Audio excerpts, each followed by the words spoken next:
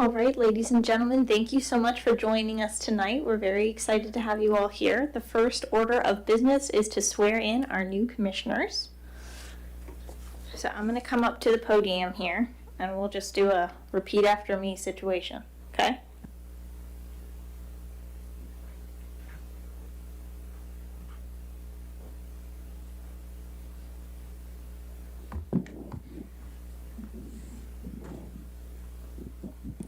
All right, commissioners, having been duly elected to office, it is now time to take your oath.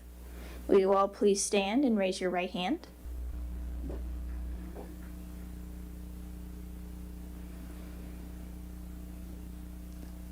Now repeat after me. I'm going to say I and then say your name. So I say your name.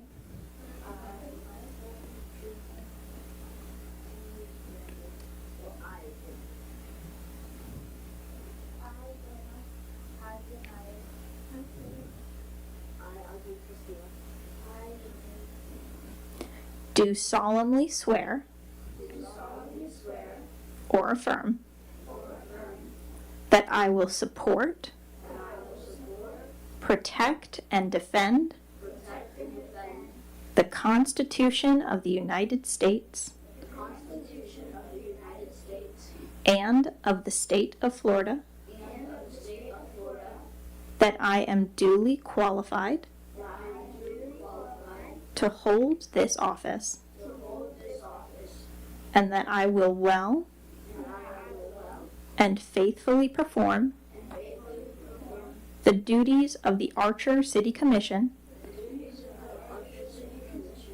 on which I am now about to enter. So help me God. You are duly sworn.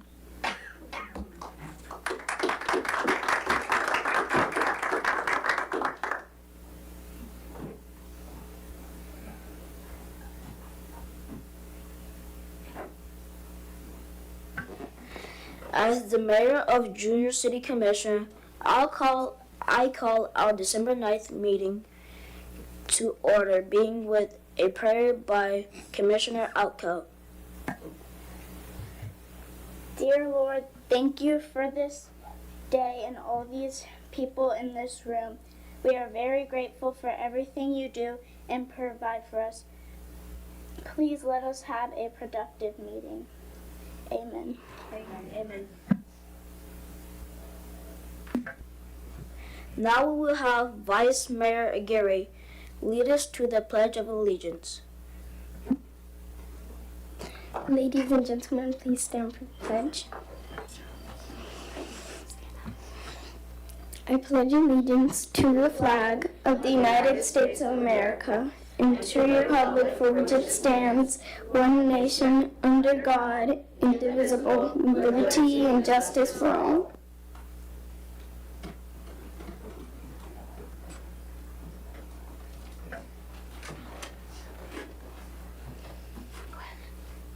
Our business tonight will be reports from the commissioners to introduce the 2024-2025 Junior City Commission events that are happening at Archer Elementary School. The new teachers and staff members at Archer Elementary this year, and Archer's Teachers of the Year and Employee of the Year.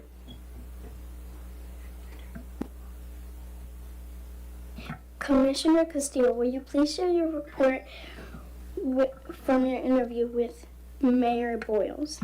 Yes, Vice Mayor Aguirre. Today, I would like to introduce you to Mayor Boyles. His favorite animal is a dog, and his favorite season is winter because there are no bugs to bother you. He enjoys playing football, and he is talented at doing flips. He would like to have a job in construction when he is an adult. This is Mayor Boyles' first year at Archer Elementary. I asked him what he liked best about Archer, and he said the community is his favorite part. I asked Mayor Boyles why he decided to run for JCC, and he said that in 3rd grade he was the class president, and he thought JCC would be a good opportunity to be a leader again. So far, he is enjoying the people and the communication in JCC. He would like to improve the school by providing more equipment for recess. Thank you, Commissioner Castillo. Commissioner Dimitriou, please share your report from your interview with Vice Mayor Aguirre. Yes, Mayor Boyles. I interviewed Vice Mayor Aguirre. Her favorite animal is a horse, and her favorite time of the year is winter because of Christmas. She enjoys cheerleading, and her best talent is doing flips. Vice Mayor Aguirre would like to be a lawyer as a career, as an adult. Her favorite thing about Archer is the people. I asked her why she decided to run for JCC, and she said she wanted to help the school. So far, she is enjoying brainstorming projects. An idea that she has for a JCC project is decorating the pole outside Miss Heitzel's classroom. Thank you, Commissioner Dimitriou. Vice Mayor Aguirre, will you please share your report from your interview with Commissioner Castillo? Yes, Mayor Boyles. I would like to introduce Commissioner Castillo. His favorite animal is a cat, and his favorite time of the year is winter because of a hot cocoa. He enjoys playing basketball and the saxophone. He hopes to have a career as an accountant. When he is an adult, when I asked Commissioner Castillo why he ran for JCC, he said that he would like to make the school fun and safe. Commissioner Castillo said the best part about Archer is the food in the cafeteria is good. So far, he says the best part about JCC is brainstorming projects. One of the ideas that he has for improving our school is to fix the swings. Thank you, Vice Mayor Aguirre. Commissioner Satcher, will you please share your report from your interview with Commissioner Dimitriou? Yes, Mayor Boyles. Today I am going to tell you about Commissioner Dimitriou. I think he is an interesting person. His favorite animal is a sloth, and his favorite season is winter because he doesn't get cold. His hobbies include coding, video games, and basketball. He is a talented coder, but doesn't know what job he wants when he is an adult. He said the best part about Archer Elementary is that the teachers are nice. I asked him why he ran for JCC. He told me that he likes to work with people and to help people. So far, he is enjoying interviewing, writing projects, and brainstorming ideas. The last question for Commissioner Dimitriou was, what ideas do you have to improve our school? He said he thinks picking up the trash at recess would be a good idea to improve the school. Thank you, Commissioner Satcher. Mayor Boyles, will you please share your report from your interview with Commissioner Alcott? Yes, Vice Mayor Aguirre. I would like to introduce Commissioner Alcott. Commissioner Alcott is a very nice girl. She is responsible, kind, intelligent, and stays on topic. Her favorite animal is a sloth, and her favorite season is winter because of the winter vibes. Commissioner Alcott's best talent is dance, and she enjoys playing volleyball. She hopes to be a vet or an actress for a career as an adult. She says the best part about Archer is the people and the community. I asked her why she ran for JCC, and she said she wants to make school a better place. So far, she says that the team is the best part of JCC.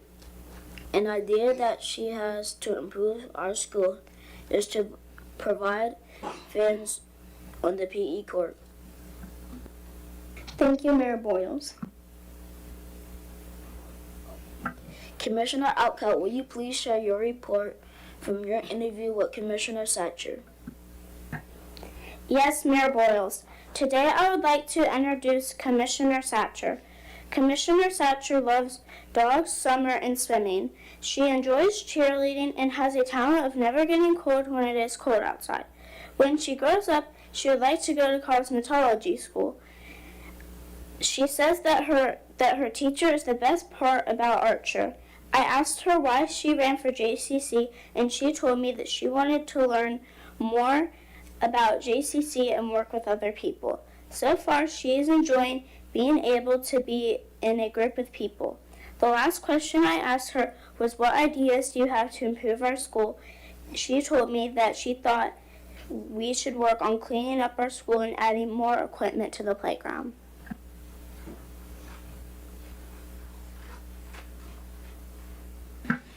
Thank you, Commissioner Outcalt. Now we would like to discuss the current events at Archer Elementary. Vice Mayor Aguirre, would you please share your reports from your interview with Principal Hartwell? Yes, Mayor Boyles. This month, I interviewed Ms. Hartwell, the principal of Archer Elementary. I asked her what events are happening at Archer in December or January. She said December is a very busy month at Archer Elementary. Our PTA is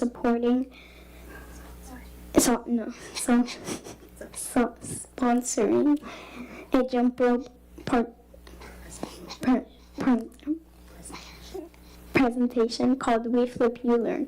Third grade will be doing a holiday performance. Our Girls on the Run team will be ending their season with the 5K run. Fourth grade will be going to St. Augustine, and we will have a week-long book fair in our media center. Next, I asked how our school improved over the years you have been here as a principal.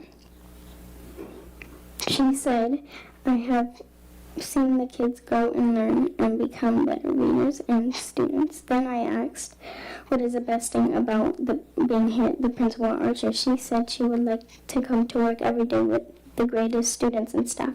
They inspire me. Next, I asked, are there any changes you would like to see at Archer? She said there are no changes that I think we'll need at this point. But an important change that happened earlier this year was every student has their own laptop and iPad to use in their classroom. This has been very helpful for students to access to this technology whenever they need it. Then I asked, do you have any ideas for JCC service projects? She said, I don't have any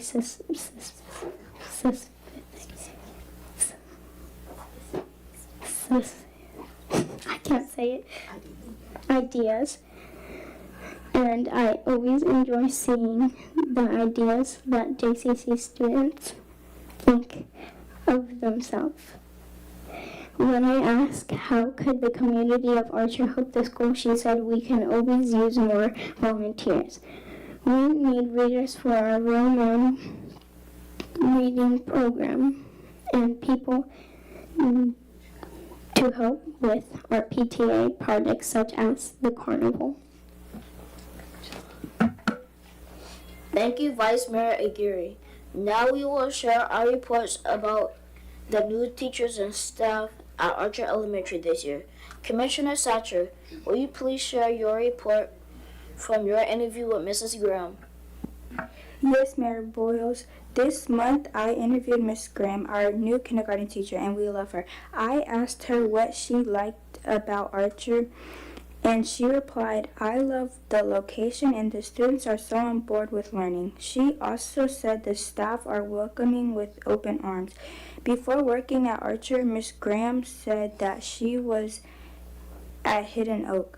She told me that she came to Archer after retiring because she missed teaching. She loves what she does and does what she loves. Her favorite subject when she was in school was reading. She enjoys spending time with her family and going to amusement parks to have fun. When I asked her if she played any sports, she said that she never played sports because she was not a sporty person. I asked her what's the best part about teaching. She replied that when it finally clicks with the students. Thank you, Commissioner Satcher. Mayor Boyles, will you please share your report from your interview with Miss Sams? Yes, Vice Mayor Aguirre. This month, I interviewed Mrs. Sims, our new custodian. She enjoys watching movies and playing games on her tablet. When she was at school, her favorite subject was PE. Mrs. Sims came to Archer from Rawlings Elementary. She says that she came to Archer because it was closer to her home, and she likes the community. I asked her what she likes best about her job, and she said keeping the environment safe. Thank you, Mayor Boyles. Commissioner Outcal, would you please share your report from your interview with Deputy Nystrom? Yes, Mayor Boyles. Today I am introducing Deputy Nystrom, Archer Elementary School new resource officer. Deputy Nystrom enjoys camping, exploring, and hanging out with his dogs. He also likes to play soccer. His favorite subject in school was science. Before working at Archer, Deputy Nystrom was on patrol and at other elementary schools. He decided to come to Archer because he heard it was a great school and wanted to be a positive role model. He likes that Archer feels like a family. When I asked him what's the best part about being a school resource officer, he said knowing you help someone. He said it feels awesome to protect the school. Thank you, Commissioner Outcal.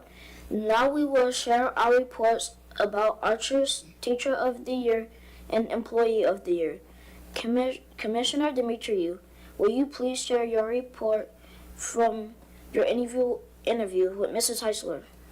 Yes, Mayor Boyles.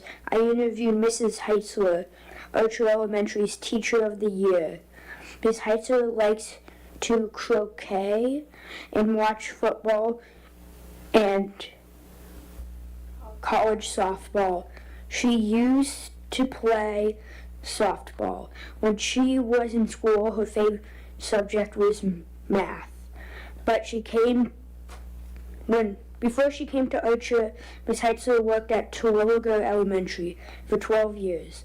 She decided to come to Archer because she heard it was a great school and wanted to be part of a school family. She said the best part about Archer is it seems like everyone is a family.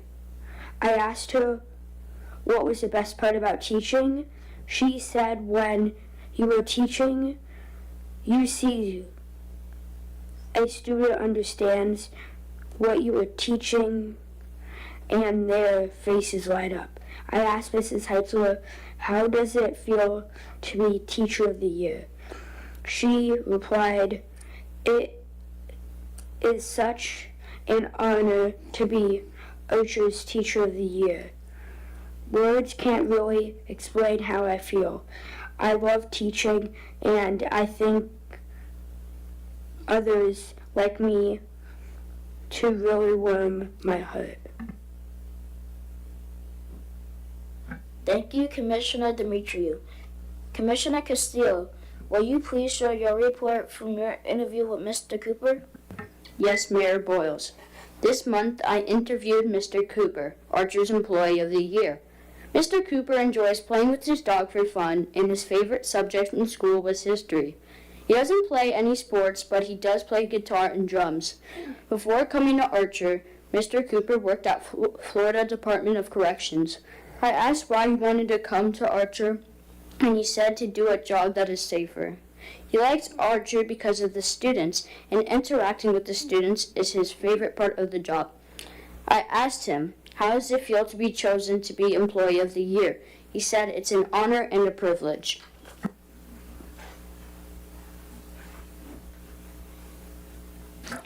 Thank you, Commissioner Castillo. Is there any more further business? If there are any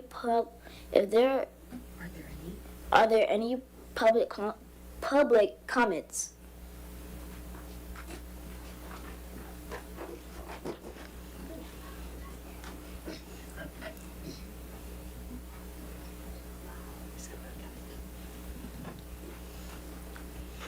Ann Green, and I'm a resident of Archer. I want to say thank you for all of you young people to take the time to do this, because it is an honor for you to sit there and to know what's going on in your school, and it's so important. And I just want to share just a little bit about Archer, because Archer's a very old town, and the first train across the state of Florida came right down by our old depot over here, and this is where we have a museum. And I have seen some of you there before, and I hope that you'll all come in sometime and learn some more history of Archer, and thank you for your service. Thank you. Are there any more comments?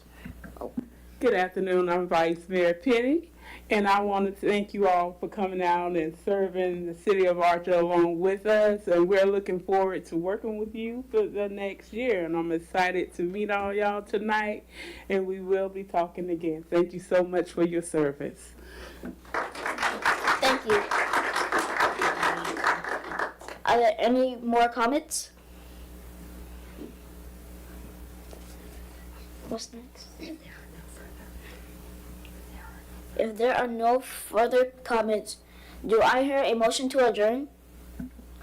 I move that we adjourn the Junior City Commission meeting. I second that motion.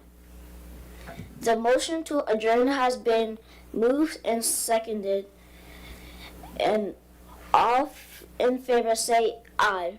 Aye. Wait, what? Any opposed say nay.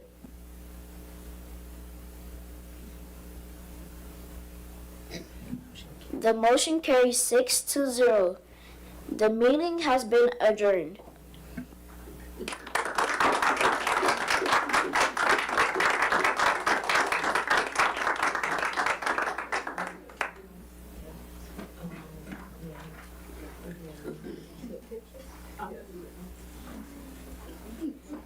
Can we have all y'all to just step down and take a... Did you get a picture of them sitting in their No, spot I with their didn't, names? but they did. Hold on. Hold on. We got to get one sitting down, and then we want to get one with the mayor, okay? And hold on. I don't have the best camera. Can't tell on Facebook. Let's stop peeking.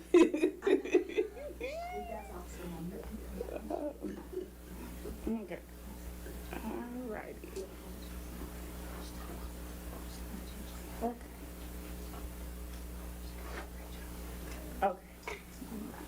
Now, yeah, we're gonna get you down with them. Can y'all step down and take a picture with the mayor? Commissioner Green, Commissioner Hope, y'all want to get in the picture? They say they don't want me. You need to get in there too. Okay, come on, Yes, you need to get in there too. well, I'm up there. We might. Well, Commissioner Hope, you put us down today, tonight? Nobody's Santa Claus in that picture. Actually, we expecting us to have, come on. Come on, baby. But y'all want Santa to bring you for Christmas. With his red on. Just get him. Shut up. Let's get him. Squeeze it a little more.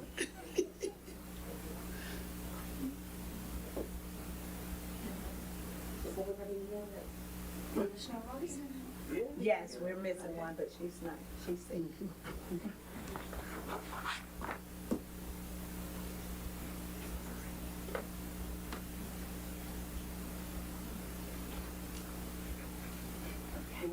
All right. Thank you all so Congratulations. much. Y'all did an awesome Congratulations. job.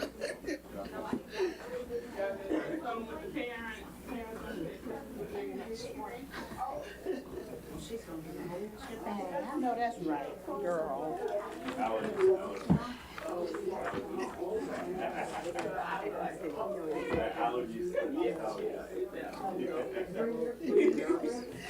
Thank you.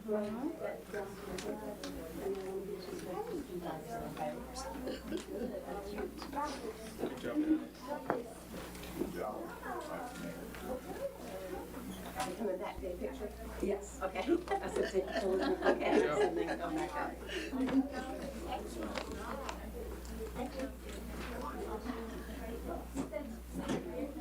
We're gonna just come sit in the middle and just get a second.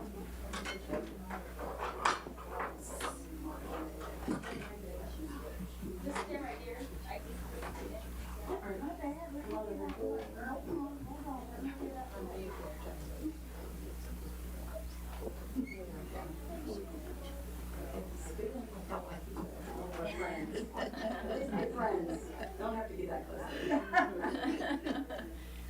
She says, but I like her a lot. All right, can we get a picture too with the sponsors? Wait.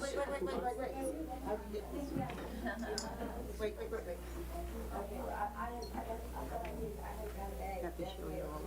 Thank you. Can we get one with the teacher? Yeah. The one with Wanna be in the picture? Wanna be in the picture? No, that's okay. Thank you. This is their show.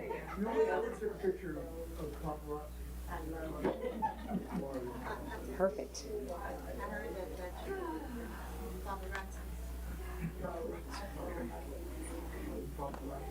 Good job, guys. Brandon, did you want to keep her still? Oh, you can keep her right there. You don't want to do that.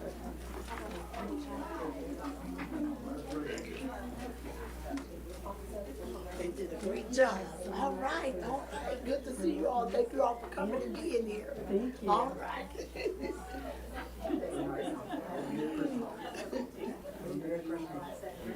Good job.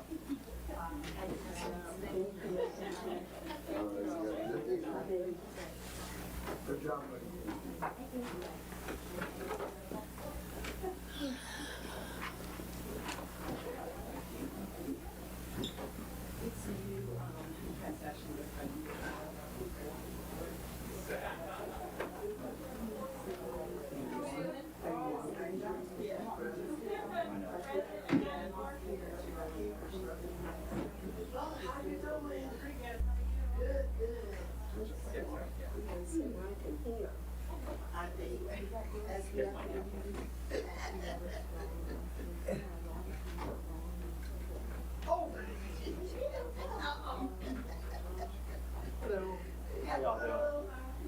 Wherever y'all are.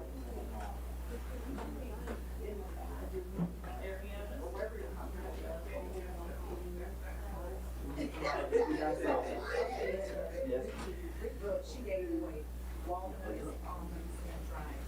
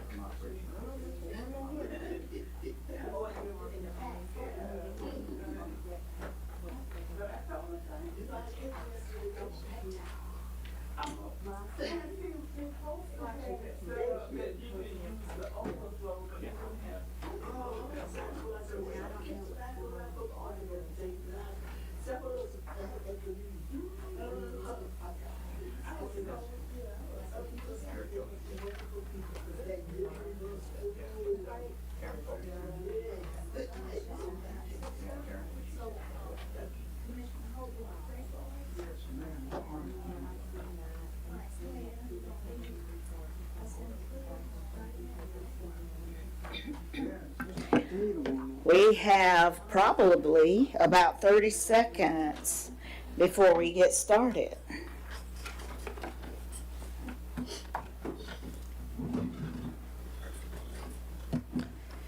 All right, I guess not 30 seconds. It is 6:30. So I have asked Commissioner Hope to lead us in prayer, followed by the Pledge of Allegiance by Vice Mayor.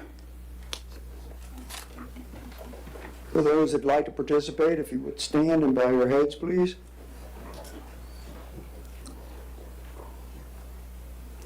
Dear gracious Heavenly Father, we humbly come before you this evening with staff, contractors, guests, and our community citizens to conduct the business of our city.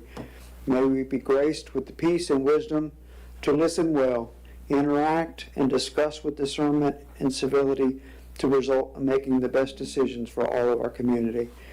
Be with those both in uniform and all our first responders who provide for our freedom, safety, and well-being every day, 24 hours a day.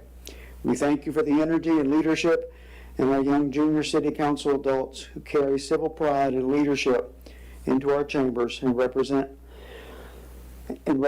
all of their constituents from the Archer Elementary School. It brings community joy and pride in observing them practice civil democracy. May we all be blessed with this very special season with family and friends, and may we all return safely home, not only this evening, but throughout the holiday season. May we remember that those who succeed are not the ones who hold back, fearing failure, nor the ones who never fail, but rather the ones who move on in spite of failure. And as is in your words in Proverbs chapter 16, verse 3, may we commit to the Lord whatever we do, and our plans will always succeed. In your holy name we pray. Amen. Amen. Allegiance to the flag of the United States of America and to the republic for which it stands, one nation, under God, indivisible, with liberty and justice for all.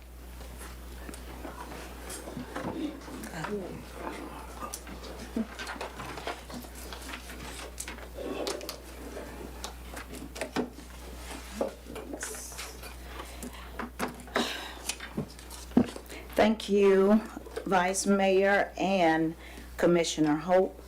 Additions or deletions to the agenda? Yes, Madam Mayor, may we please add Felicity Appel under guest number 3? Thank you.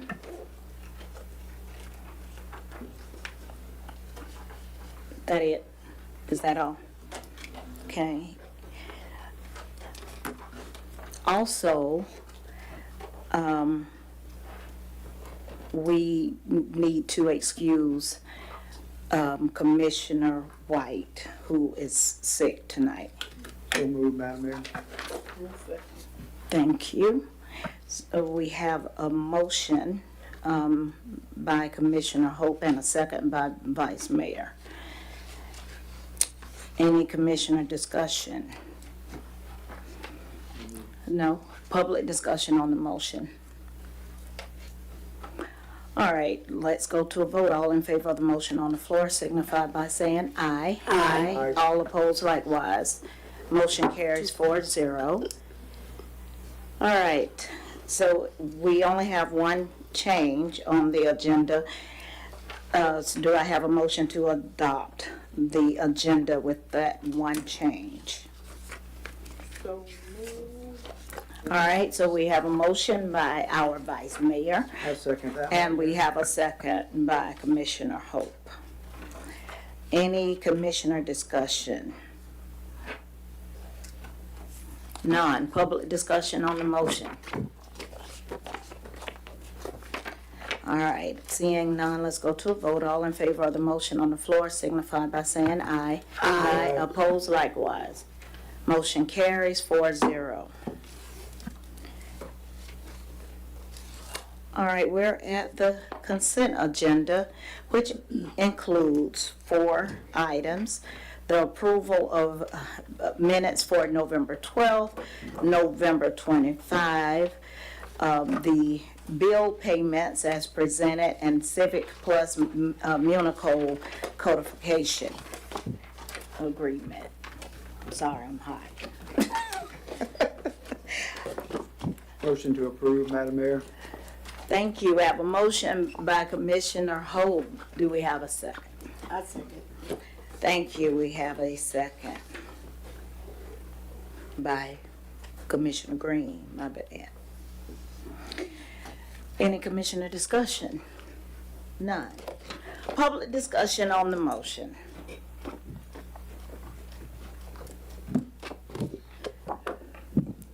Lori Costello, citizen. I was wondering why there was only 4 bills paid in a little over a month. That's much better. Lori? Yes. There was new reports back there, and yes, they were last minute. They're on the website as well. Justin's been working all day on updating it, so there's like a 11 by 17, 2 pages with all the bills on it. Okay, I don't know if there's any back there still. Okay, so these are the bills? Yes, yes, ma'am. Yes. I'll give it to you when the meeting's over with. Okay. Well, I guess that's all I have for right now. Thank you. So then the bills, that one that's here, those amounts will match up with the profit and loss? Not for the what's in the agenda tonight, but the next meeting on the 13th of January, yes. We'll get all those zeros out and that we talked about earlier. Oh, yeah. Yes, yeah, ma'am. Yeah. Okay, thank you.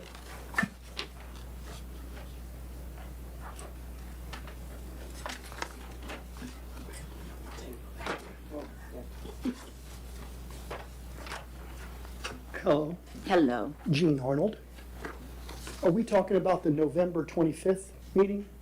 What, both of those? Okay, previous meetings. I noticed that Dallas isn't here today. Is he going to be coming to the meetings regularly?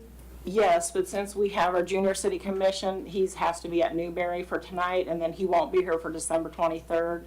They canceled their meeting as well because it was 2 days before Christmas, so he won't be back till January 13th. Oh, okay. He is available by text if we need something. Okay. I just had I was hoping he was going to have some clarification, mainly on what he's seen the last couple weeks. When he spoke at the last meeting, he talked about bank reconciliations being a mess, and they hadn't been done since October of last year and July of last year. That's staggering to me. Maybe y'all weren't shocked by it, but that's shocking. It was shocking to hear that you have a line of credit for $800-something thousand, and you're paying close to $5,000 a month interest every month. I mean, I can remember a resident getting up here and giving the mayor a lot of grief about a $50 phone bill. We had a... Madam Mayor, point of order, aren't we in the middle of a motion to accept We are. the agenda? All due respect. Yeah, I don't know when that is to talk about the agenda and what was discussed. Well, we're only, if only you have approving. something specific to November 25th, since that's the one you named. Well, Which that's is one done, where I believe Dallas was here, and he Right. mentioned the line of credit and paying $5,000 for interest, and you had paid a couple $100 because you had received $300,000 from the We paid state. $200,000. 200, just to make I'm that sorry, right. yes. Yes. I just didn't know if everyone, I found that to be amazing that somehow, when did the line of credit start? Who approved it? The commission approved, it was started in December of '23, and it's a $1.5 million line of credit. Okay, one of the statements that Dallas made was it was an extremely high interest rate. He thought that was unusual.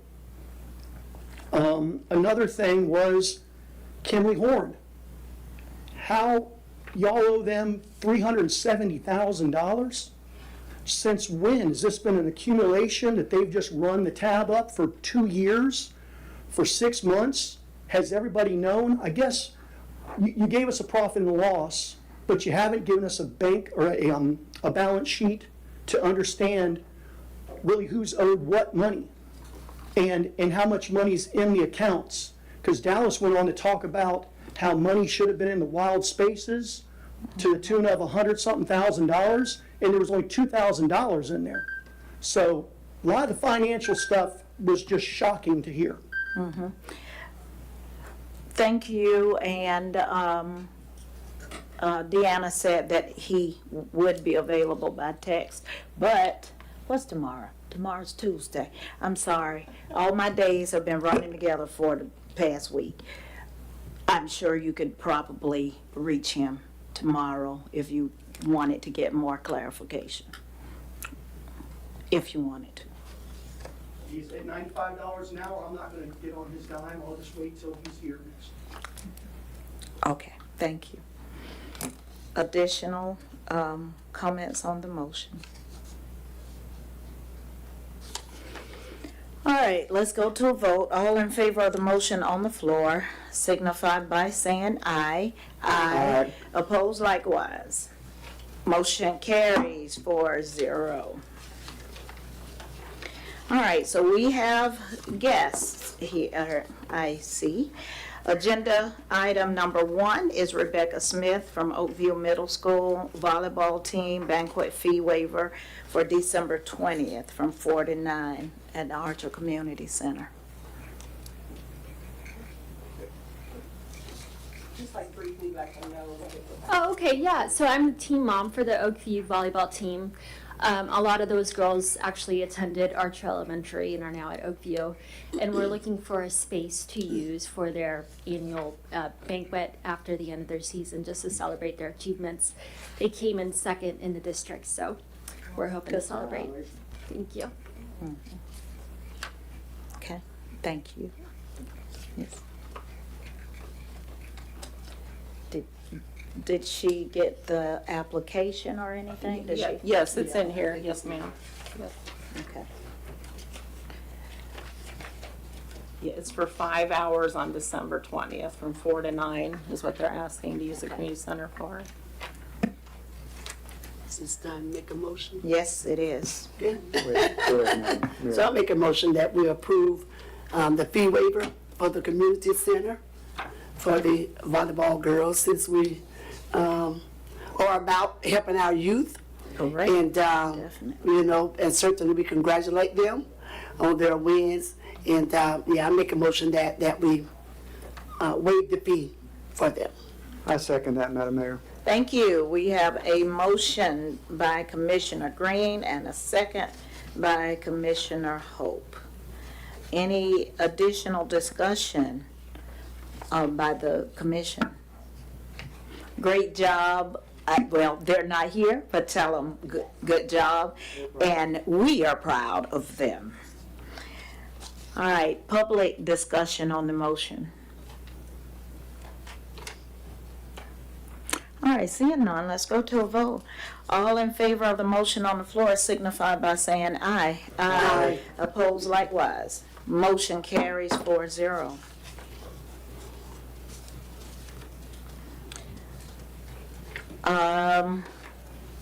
Number 2, agenda item 2, St. Philip's Lodge, number 55, for the annual Christmas toy drive, fee waiver request, December 14, for Wilson Robinson Park.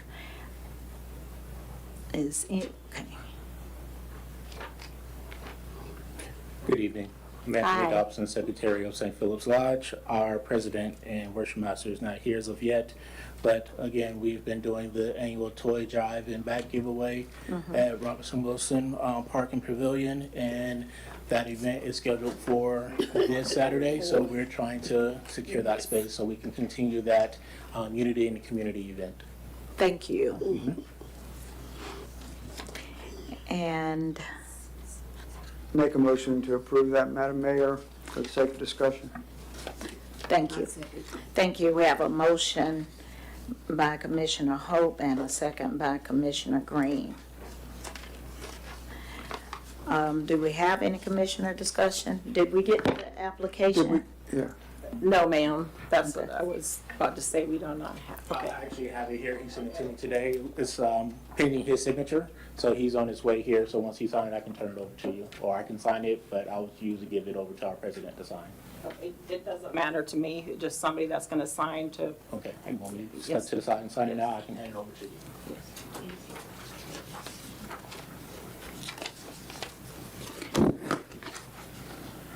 While you're looking for the signature, did we determine the hours of the event? Is it 11 to 2? Like 11 to 2, like normal? Okay. And Yes, sir. Manager Altop, did they send in the actual flyer so that we could recruit for them at the 13 local denomination churches? I believe they did because They I also did. saw the flyer out on your bulletin board as I walked Okay. up, so the flyer's out there. Deanna, would you please forward that to me or tomorrow morning and come by and pick up one so that I can do some last minute recruiting Yes, I will. for donations? And how do we get the donations to you when we receive checks at this late hour? Is there, Right here, our solicitation letter, and I can give that to you as contact information. and the contact, so if we get checks, we can contact you for rendezvous? Okay, thank you. Do you have extra letters, or do we need to make a? I have two with me. Okay. I was kind of told last minute about this evening. Yeah. We'll make a couple Copies, copies. if that's okay, and get it back I to do you. have a soft copy, but I do have 2 copies. No, you're good. I'll make. We'll make copies. Thank you so very much. I have 3. Here.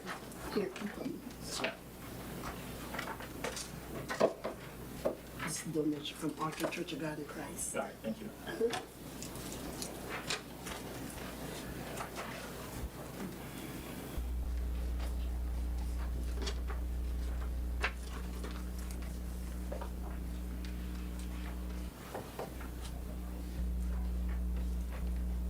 Y'all got me freezing already. I can adjust it. 71. Are you sure? 71. It was 74, so. All right, they're gonna bring them out when they finish Thank you. copying. Thank you. All right. On the, you have the application.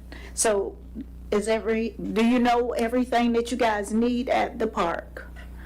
That's why I was waiting on them. They haven't given me everything that we're gonna need at the park as of yet.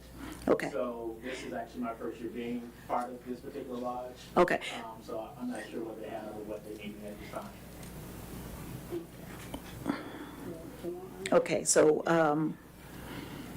Because the event is this Saturday, right? right, right. Sorry. I was gonna ask, if you guys wanted to, They've reached out, they just said we need full support, so. all right, So they just said, everybody's running behind, but I want to make sure I was on time, but they just said we need full support.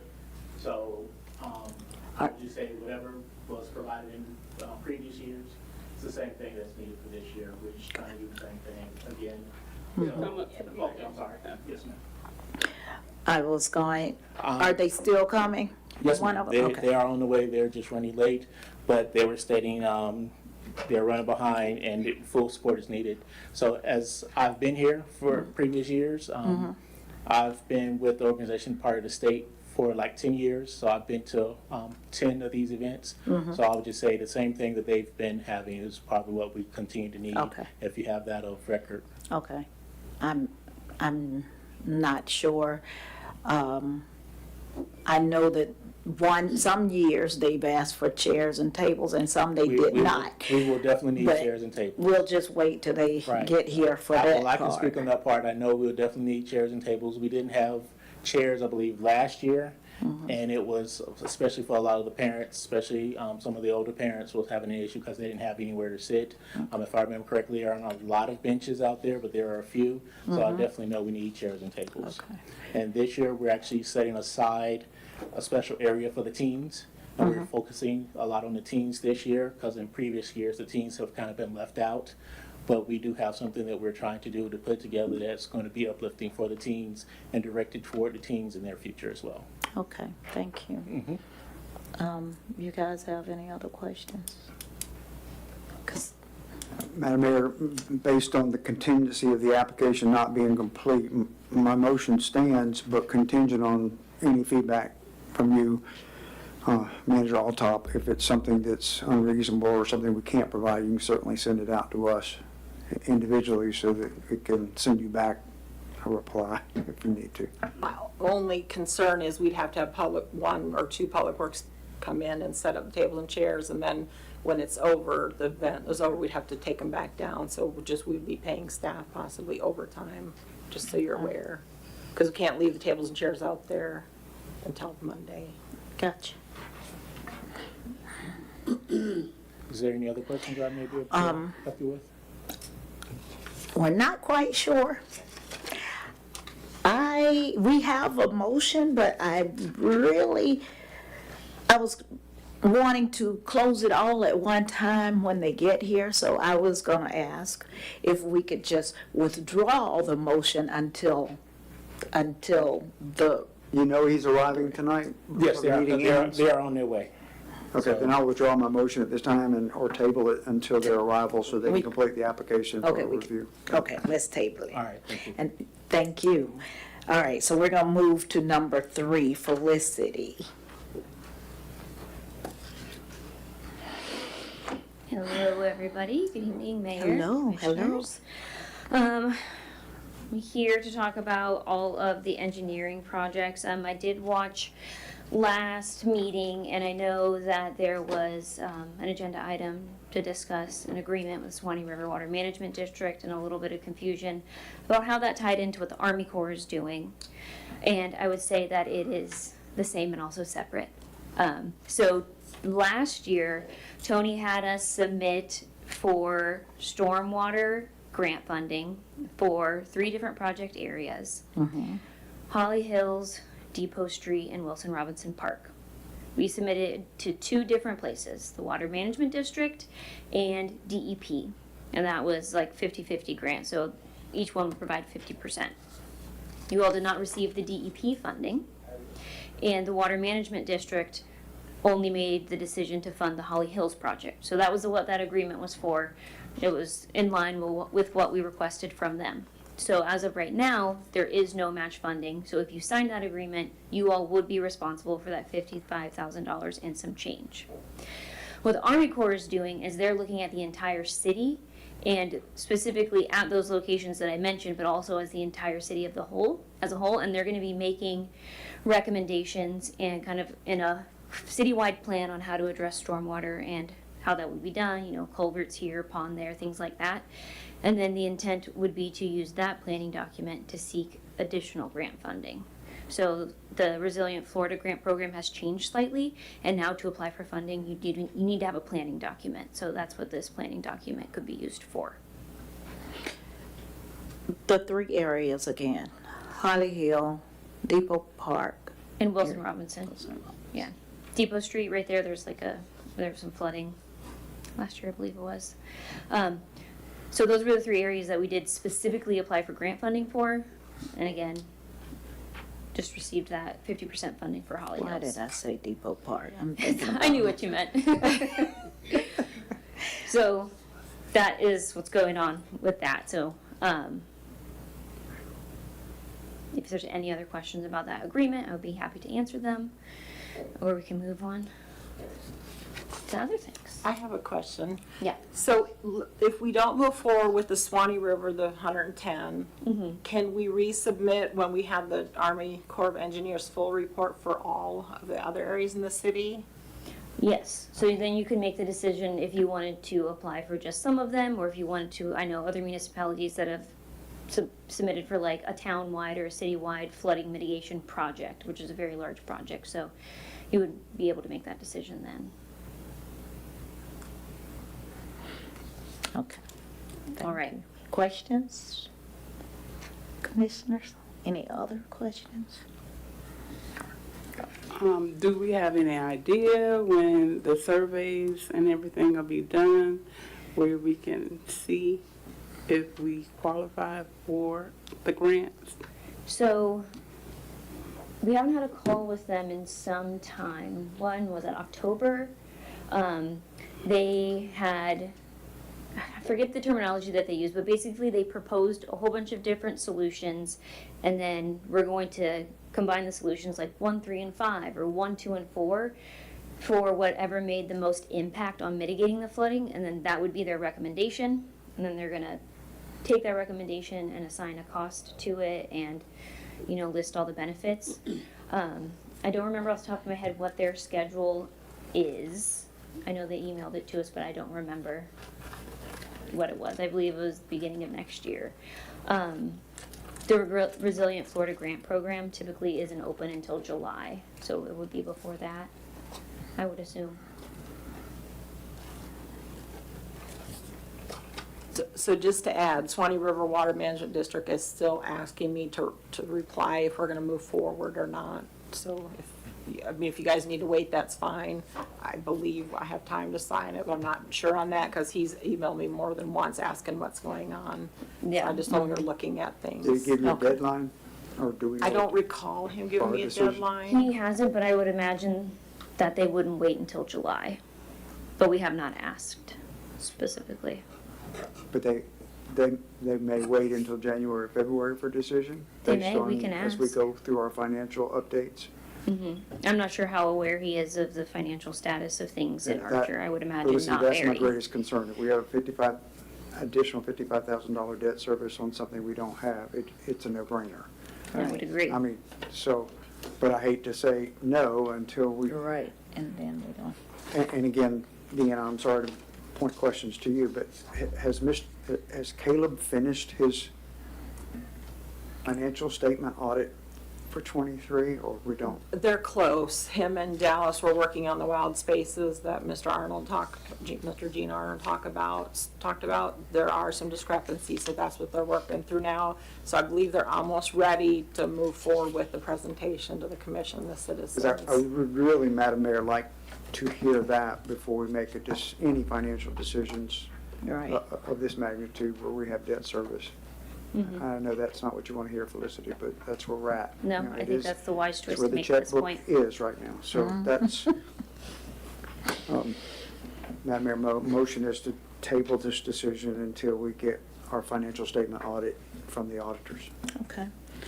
Or until, Felicity, you tell us we've got a deadline. Okay, yeah, they haven't communicated a deadline yet. All right, so we have a motion from Commissioner Hope to table this, and Vice Mayor is seconding it. So do we have any additional commissioner discussion? Not on the stormwater, but I do on others, so we need to make this motion. Okay. Decide and keep it specific to the stormwater. We can, yes. Public discussion on the motion. All right, seeing none, let's go to a vote. All in favor of the motion on the floor signify by saying aye. Aye. Opposed likewise. Motion carries 4-0. Go ahead, Commissioner Hope.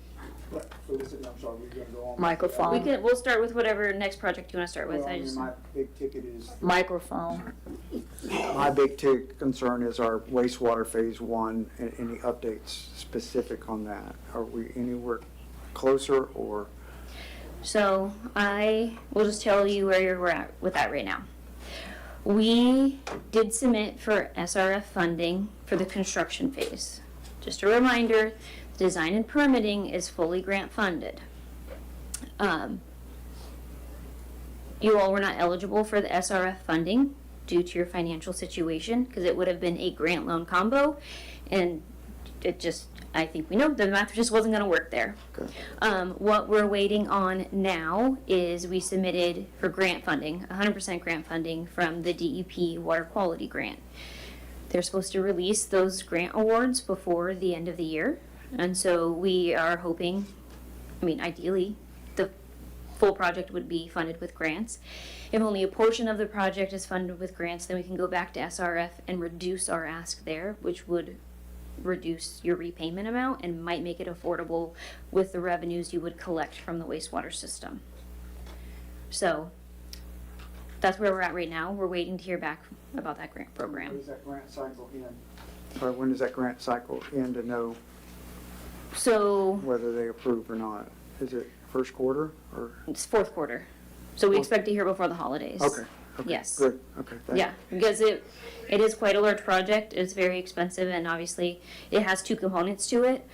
One is your actual collection system, and the other is your portion of Newberry's new wastewater treatment plant that you are under agreement to pay for. So with SRF, we made one large ask, and for the grant, DEP asked us to submit it as two separate grants, one grant for the collection system, one grant for the treatment system, so they could treatment plant, so they could evaluate that separately. So we're hoping that you all are listed twice Okay. on that. And so Right now, I can't tell anybody how much it's gonna cost because I don't know how much money you're gonna have to repay. So, there's that. Just as far as the project itself goes, we have design documents. We began the permitting process. Right now, we, Kimley Horn, are on hold on this project until you guys know if you're moving forward. That way, you're not incurring any additional costs in addition to the costs already incurred. You're welcome. That's all I have, Madam Mayor, about the wastewater. Thank you. Anybody else? Any other questions on wastewater? No. Okay. The water system, we're in a similar situation where right now we have all of our design drawings done. We've submitted for the permit. However, we, Kimley Horn, are on hold with the engineering for that project as well until we get some direction on how we want to go with that. You do have the construction grant funded.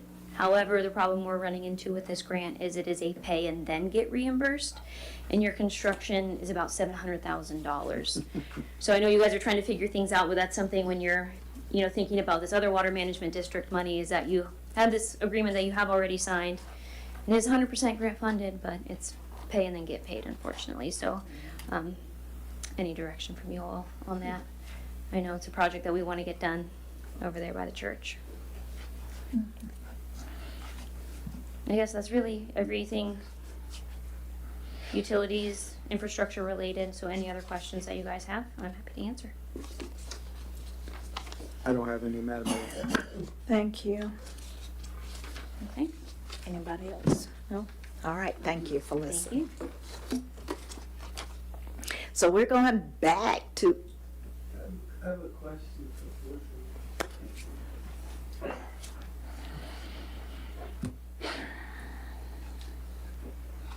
Don Hanchy, resident.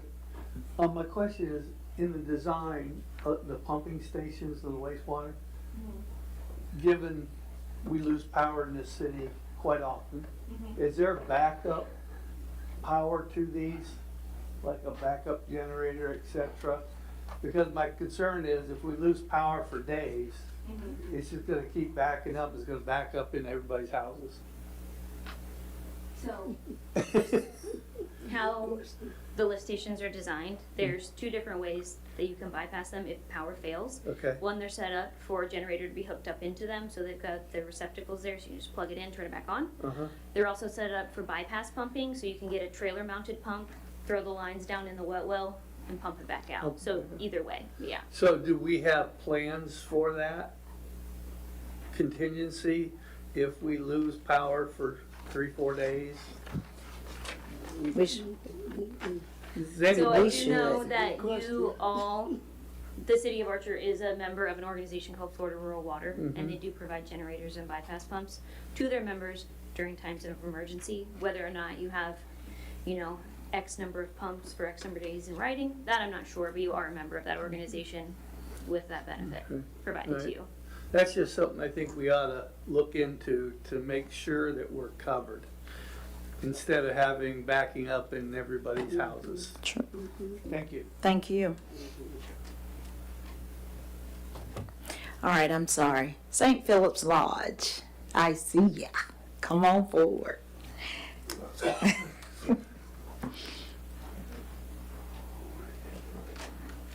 Hello, everyone. Hello.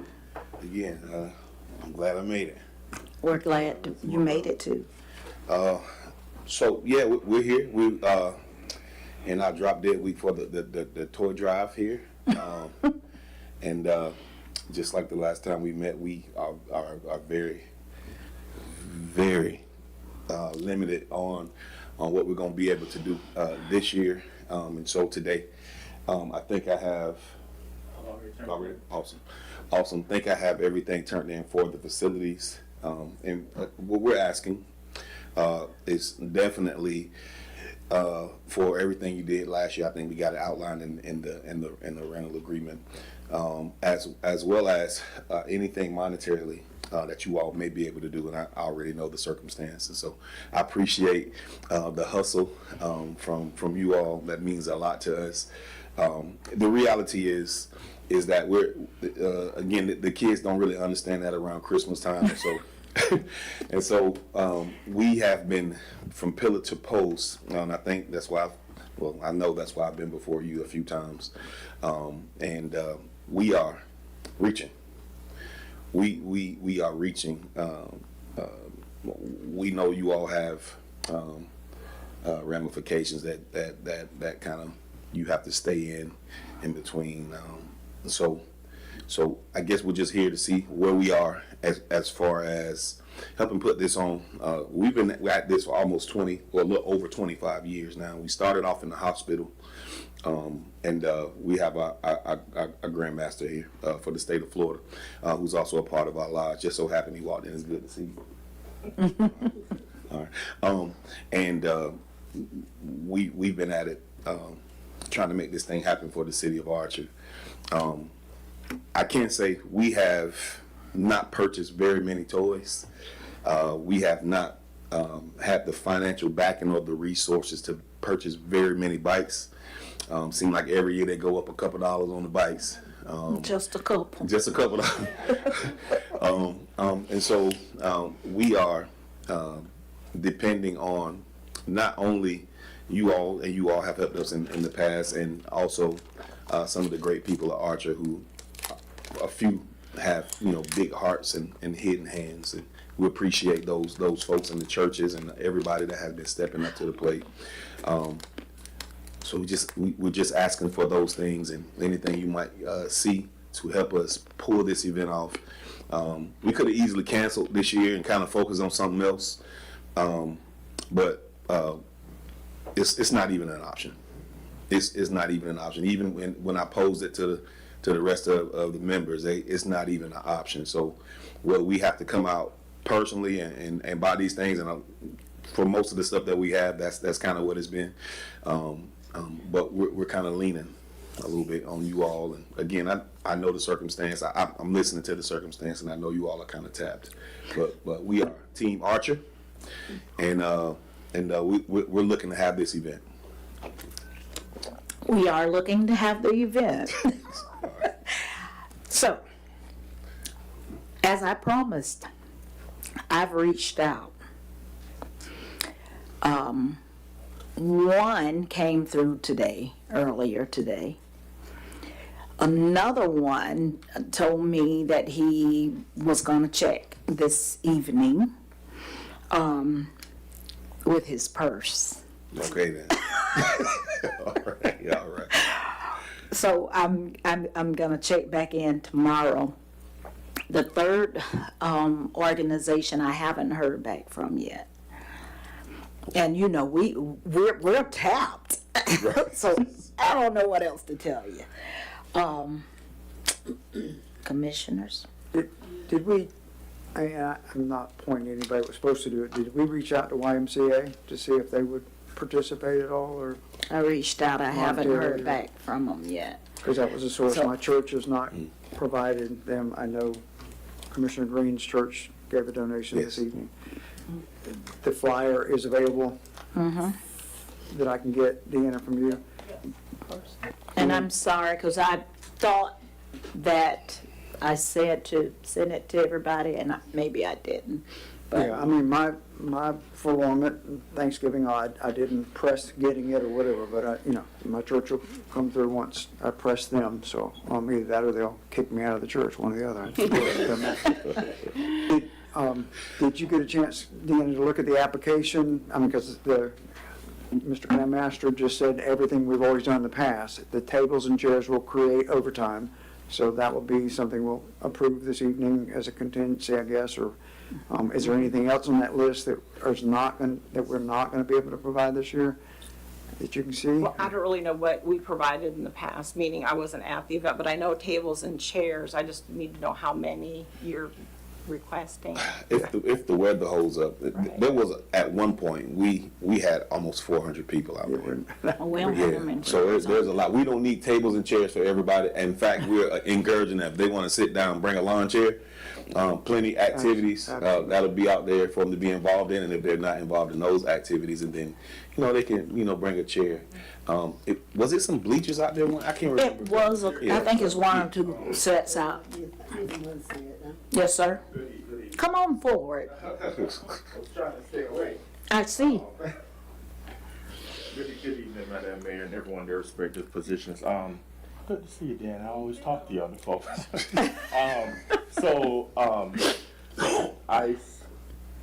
You guys provided ice, the tables and chairs, the coolers, access to the facilities, and with the like toiletries and stuff in them. Also, I don't know. I know last year we didn't get it. I think there was something wrong with a tent. We had a big tent you guys provided us with once, but I think something happened to it last year. I think so. Do we still, Perhaps. do we have it or no? We just have the small ones. I think so, because I remember we were getting ready to do something, and I do believe I remember Tony saying that the big one was no longer available. If they're available and we're able to use them, that would be also appreciative. But yeah, that's pretty much what we've gotten as far as supplies from the garbage bags, obviously, stuff like that, so we can dispose of things there. Extra garbage cans also. What time did you want everything out there? Before 9? 10 o'clock. 10 o'clock is fine. Okay. I mean, we'll be up moving around, so anytime they want to come out, that's fine, but we'll be there probably 7 in the morning, so whenever they are able to. But just yet before. I'll try to be there by 9. I need some rest sometime. So I do have a quick question, I guess, for the panel here. I know in the future, I know this year there were some issues going on. I think everybody kind of read and heard about that. But going forward, is it a possibility that this could be like part of the budget for the city of Archer? I mean, we're doing this every year. We're not changing. We're not going to any other communities. We're right here in this community. And, you know, it'd be really, really helpful to us if the city could commit to putting some sort of finance on their budgeting plan that's going to be allocated for this event each year. I think most of you have been to the event. I think you all would agree it's a wonderful event. These kids are very, very, very, very excited about this happening every year. So we don't want to let them down, and you know, we're just trying to count on you guys to make, I guess, more of a commitment to us in continuing to have this program here every year. That's certainly duly noted, and I think it's a commitment of all of us. Had we not had the financial emergency and the unknown items that have been brought forward to us that have priority over any donations at this point, I can't say it any more subtle than that. But we have one big answer right now to provide, and that's to Uncle Sam and the IRS. Absolutely. So to sit up here and say that it was a budgetary consideration, just like the red, white, and boom that you assisted us with, but had we known specifically that we had the debt service that we had, we would have canceled the red, white, and boom. I can assure you that. Correct. That's not a commitment for the future, but it certainly, when we get back stabilized, it would be. We've always had that segment in our budgetary considerations, how much, which organizations, or which events throughout the year we're going to commit to, and even a monetary amount to then divide that amongst those decided. I mean, Madam Mayor, unless I'm speaking out of turn for you and the rest No, of you. you're But saying we've done what this I'm for thinking. several years like this. Yes. And certainly St. Philip's and the Christmas toy and bike event has always been on part of that budget. So it's not something new, it's just the emergent situation that we're in right now with the financial debt service that we owe. Totally understand. And just let me just say thank you again, which I've said, Mr. Pope, you've always helped us. You know, you've donated hope, not hope, but so Pastor Green, and again, She's already donated tonight from her church, and my church will come forward. Madam Mayor, if I may, I have one specific question. We've got the letter from the Grand Master. Is this the number we contact if we have check in hand or donations in hand between now Yeah, and any number Friday? that's on there, you can contact. It's 305-842-9968. That'll be a good number. It should be another one. Is there another number on the bottom of that page? Yes, Yeah. 407. There's yours, 407, 504, 7708. That's Caleb. I mean, I'll call all three until I get somebody. Yeah, to say- 352-262-3027. Oh, yeah, that's my number, so yeah, so. So you So want any to of- get the other, so. So the primaries are the Caleb and the Ron Yeah, to hook up or whatever? Caleb and Ron, yes. that's Caleb and I'm Ron, yeah. To hook up and pass the money over to you in time enough that you can get some. Okay, all right, thank you. Yeah, thank you guys so much again, like I said. Thank you, guys. Appreciate you all. Yeah. And I would say, we appreciate you all so much for the job that you all do. We really, really appreciate you all. For this, for the red, From white, and boom, but- how you came forward during the summer. Yes, yes, of our- from the bottom of our hearts, and we sincerely are sorry that we are not able to provide this year. But hopefully, reaching out to maybe some of the churches, even there may be some community members right here Okay. that's in this room 'Cause I was gonna tonight say that. love their city so much, and because it is a great help, and especially this year it's a great need because the prices of groceries and some of the things are expensive. I'm sure that we're going to have children in need in our community, so. Some of our citizens right here in this meeting tonight and maybe watching us online. Reach out. Reach out. We need their help. They love the city. That's what we're always told. They love their city. And hey, this is a great way to help the city tonight. So, It is. yes, and hopefully, reach out to a lot of the other churches and so forth, and hopefully they'll come together and Archer can pull this thing off. Thank you. And I did have an anonymous donor. Did Jamel get with one of y'all? He did. He called me. I just got off the phone with him not too long ago. Yeah, so I did. He didn't want his name announced. But she announced it. You just. No, I said Jamel. No, I gave the money to Jamel. No, to He never told me, but I did just get off the phone with him not too long ago, so. Because he's supposed to go pick up the bags for me. Okay. Vice Mayor represents total transparency. Yeah, no. Thank you very much. We appreciate that. Thank you. And with that, Mayor, thank you for the calls and for the help. I know I've been bugging you a little No, bit. you're but- good. You're good. I appreciate really it appreciate because it. with so much going on, if you weren't keeping in touch with me, I might have forgotten. So continue to keep in touch with me. I'm gonna try to get those other two organizations tomorrow. Yeah, I mean, we did get I sent in the information to the one that we spoke about this morning, so we're good. I sent the invoice, so they're gonna be making a donation, so I'll just wait to hear about the other person, but Okay. we're good, so. All right. So Thank you. we tabled the motion. Do you want to go back to? Madam Mayor, I'll make the motion to approve this waiver consideration and the application with the items within what Manager Alltop can provide Okay. based on the discussion this evening. Thank you. I second. All right, so we have a motion by Commissioner Hope and a second by Commissioner Green. Any additional discussion by the commissioners? And Madam Mayor, that would include the necessary labor, overtime or whatever from the staff, if it has to be overtime. But I agree with it, but I just want to know, like, if they just bring the items out, can y'all set it up where we can not have as much overtime? Oh, teamwork makes the dream work. Absolutely. Yeah, so if they just bring them out, and can y'all put it up where they can just drop and leave, and then come back and drop and leave? That way they don't have a lot of overtime. Yes, ma'am. Okay. Thank you. All right. I'll come up and help set up too. You gonna? Yeah. Oh.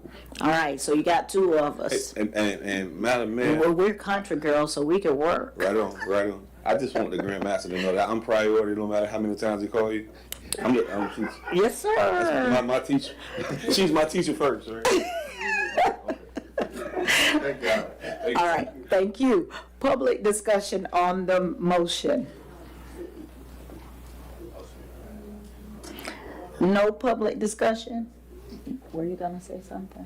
No, I was gonna say I would volunteer for Saturday, but I don't know with the mishap with the young man dying from Newberry High School, and a lot of our family members are coaches up there. So that service may be this Saturday, so that's why I'm not volunteering. Yes. Who's the young man? So pray for Newberry High School family. Yes, All the we staff. will. All right, let's go to a vote. All in favor of the motion on the floor signify by saying aye. Aye. Aye. Opposed likewise. Motion carries 4-0.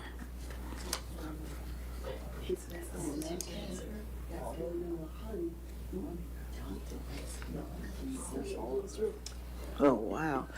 Y'all have a good night. Okay, at this point, we are at public announcements. Do we have any public announcements?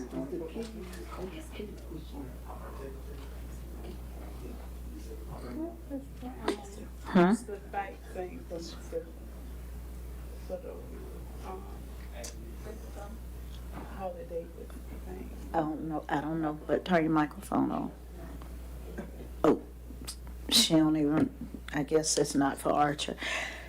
Okay, let's go to public comments. Please state your name and you have 3 minutes.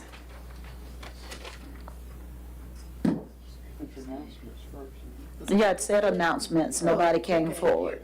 Announcements or comments? Do you have an announcement? No. Okay. I said public comments because nobody came for announcements. I didn't want to say this when the people are here asking for fee waivers, but y'all give this a lot of consideration because not one of these people that ask for a fee waiver does not deserve it. They all do. We all do. But we all need to have some skin in the game. And I think that everybody should pay something, especially on the community center. And I've been wanting to say that for some time because I know what the upkeep is and I know the history of it and how it evolved to where we don't charge anything. And it costs a lot of money to operate that gorgeous building. Thank you. Madam Mayor, Ms. Green, I agree with you, but with these couple of requests that they made tonight, it's beneficial for our youth. So, of course, we need the funds, but I agree with you, but I think with these two things, and for instance, well, these guys are not asking for the community center, but with the volleyball team Right. From Newberry, these are our kids. Right. And that's why I agreed to do it, because we can't just charge our kids for everything. This is something to help the kids. But I agree with you with a lot of other things or organizations and so forth. We may have to, charge something. Right. And I understand, because we do have to pay for the upkeep. But I was in agreement with the fee waiver for both of these tonight, because I thought that it was For our youth. beneficial for the youth and for the community. Right. Yes, ma'am. Thank you.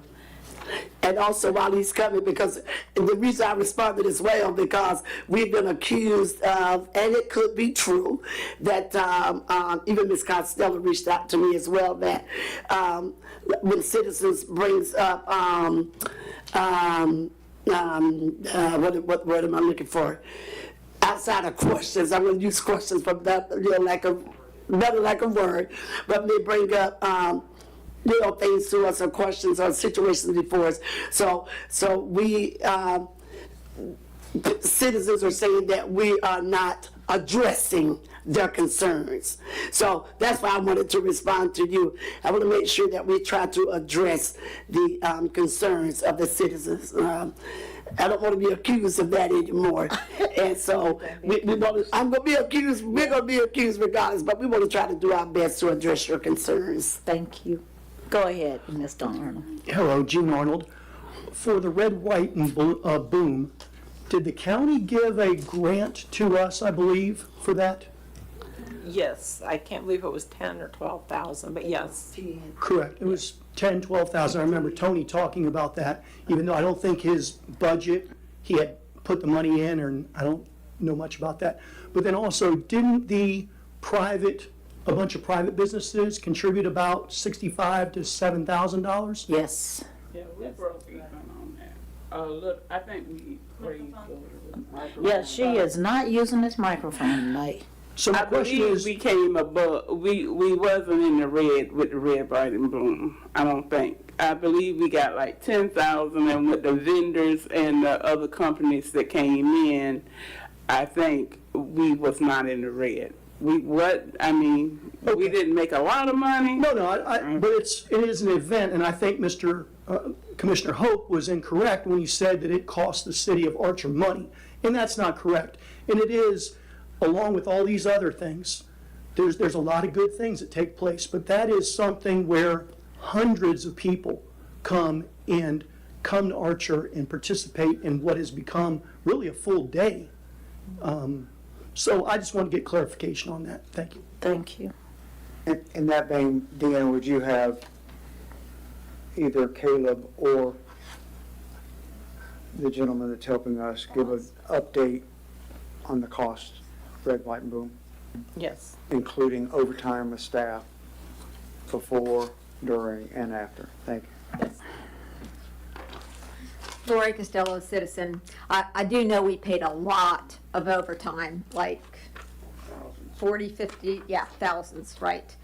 I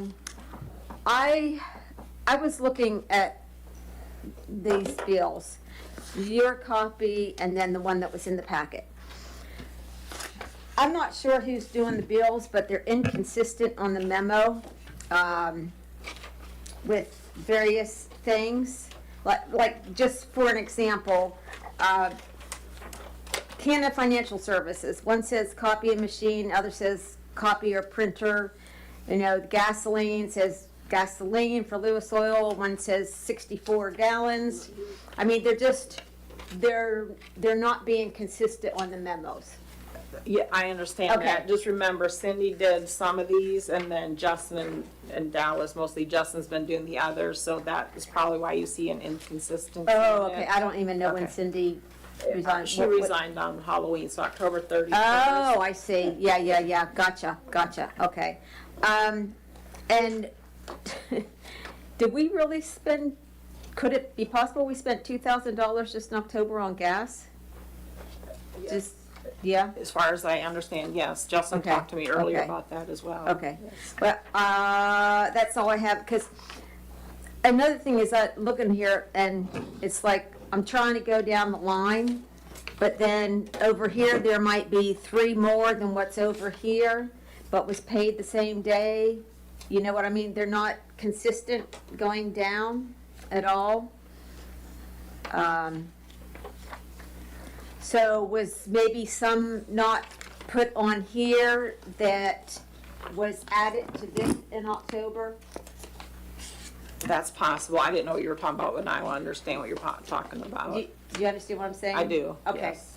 So I'll have is to it look. possible that some of them were added to this one, just wasn't on this Could be, one? because the reports are loaded. See how you see bill on the far left, and then on the big one, you see check, and then bill pay liability. Yeah, it's just a different way they're pulling the report, but I can ask, of Okay. course.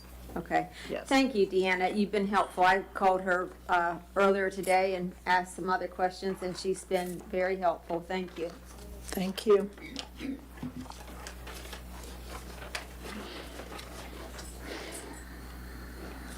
Good evening, Bill Lewandowski. Hope you all had a nice Thanksgiving. Good evening. Hopefully you did too. Oh, I did, thank you.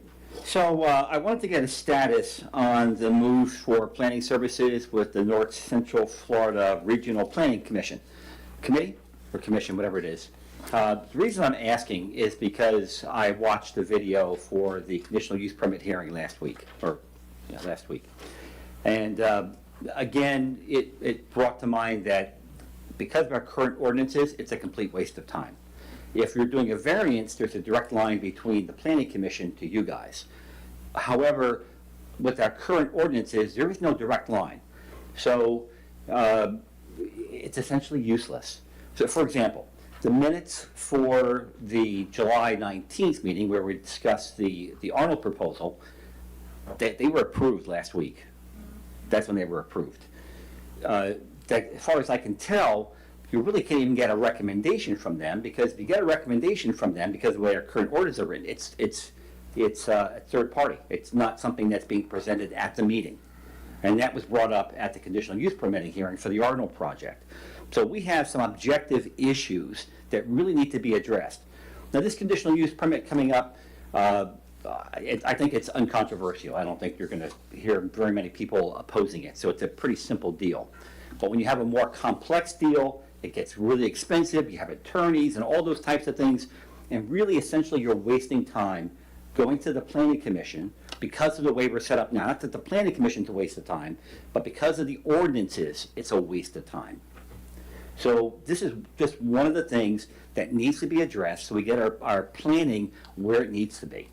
It serves no one's purpose to have ordinances that are broken. It just doesn't. Okay, thank you. Thank you.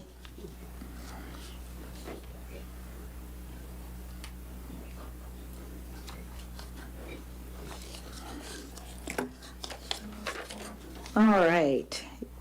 If we don't have any additional comments, we're moving to the planning calendar. Do you want me to do it, or are you gonna do it?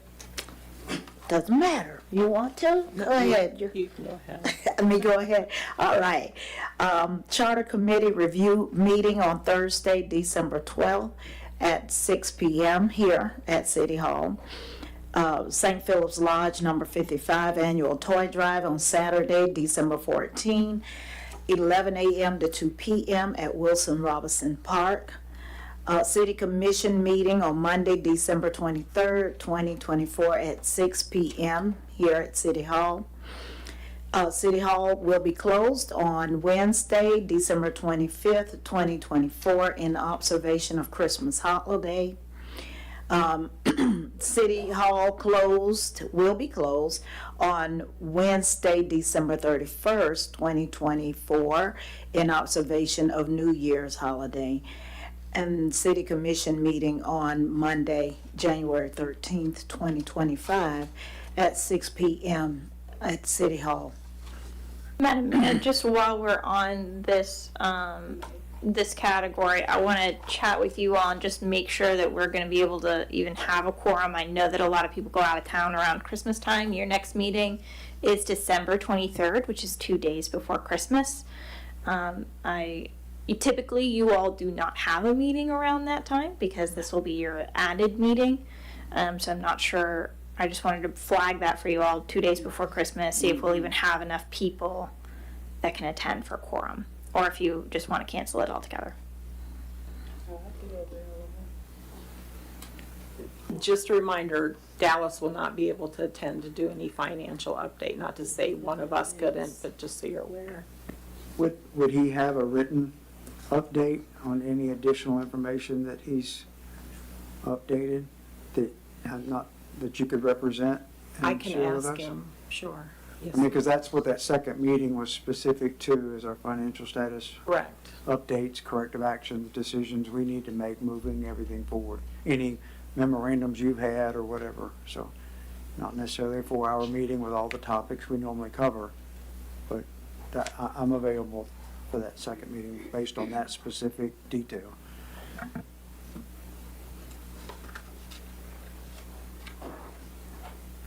I hear two. I don't even know right now. It's too much, yeah. So I don't know. It is what it is. I just wanted to flag that for you all. I appreciate it. I think I'm available. Microphone. I'm so sorry.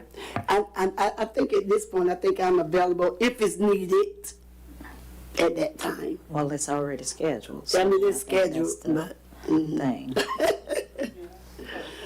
But if it's something we can skip, I would gladly skip it.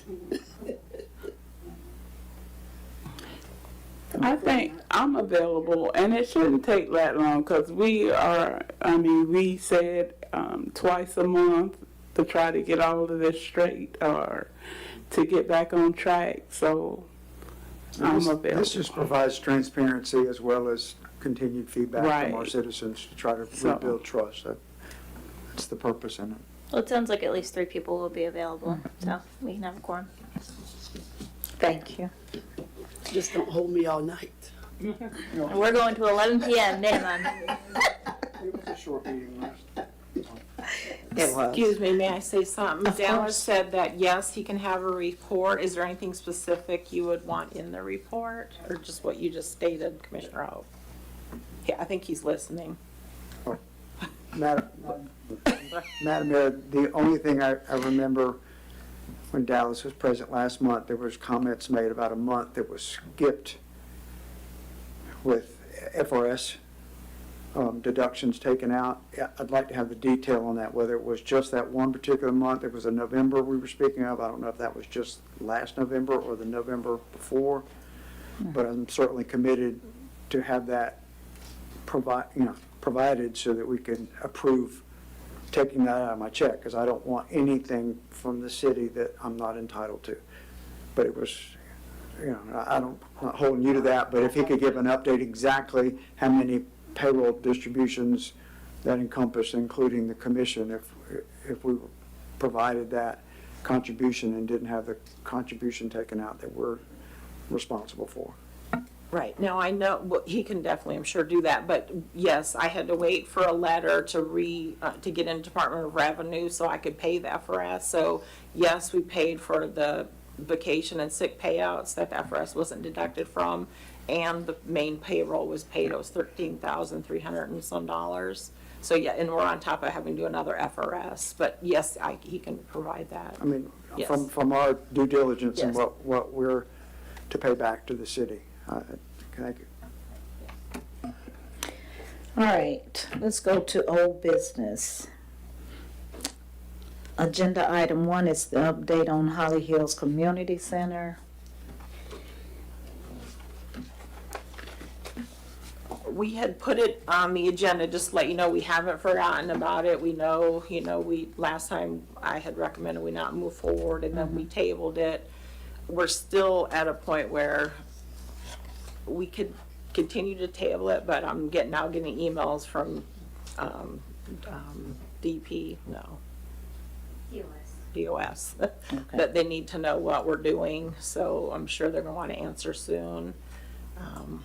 I mean, Felicity, if she wants to speak to it, but again, you have to pay up front and then get reimbursed, and the project is way over budget, like I had, stated the first time around.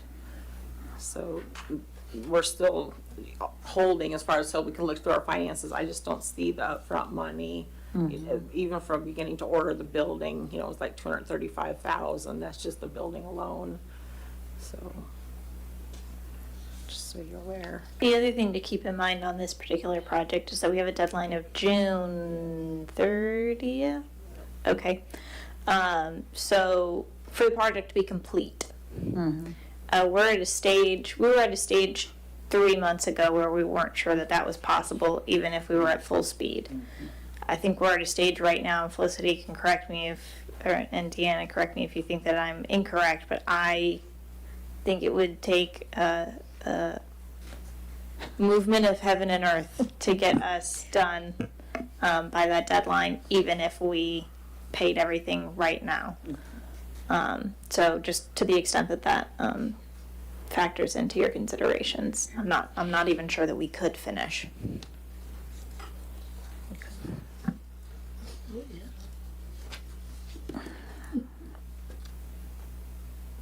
Madam Mayor, my motion was to discontinue moving forward with this project, and then we tabled it to get specific information. My motion tonight is to release ourselves of this project continuation, and then add that to Dallas's list on what is, because that was a concern, Nico, you were bringing up, is, we have costs either way. If we could be provided, what is our cost to date that we're encumbered with, and discontinuing this project. And I just want to, one more reminder, hate to be the bearer of bad news, but I just want to make sure we're all on the same page that there are costs either way. To Commissioner Hope's point, there's also a provision in the grant that we were awarded for this project that if we do decide not to move forward or we don't complete it, we won't be eligible for this kind of grant for a substantial period of time. Usually it's 5 years, isn't it? I think, yeah. So speaking of that, I'm sorry, Madam Mayor. Go ahead. Speaking of that, so how are we on our sewer system? Felicity, maybe a question for you. Are we having to come up with any more funds, or in the very, very near future with the sewer project as well. I know you kind of spoke to it, but I just want to know if So right now you we're going to have be in a bind with that as well. funding for design and permitting, and then you have a small portion of construction funding.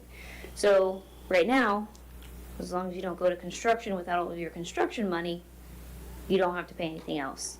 So that's what we're trying to figure out right now is your construction funding. Is that not the two-phase DEP that we're holding for to see if they Yes. approve one or the other or both that you spoke to tonight? Yes, And that's by correct. the end of the year, 12/31/24. Yes. Yeah.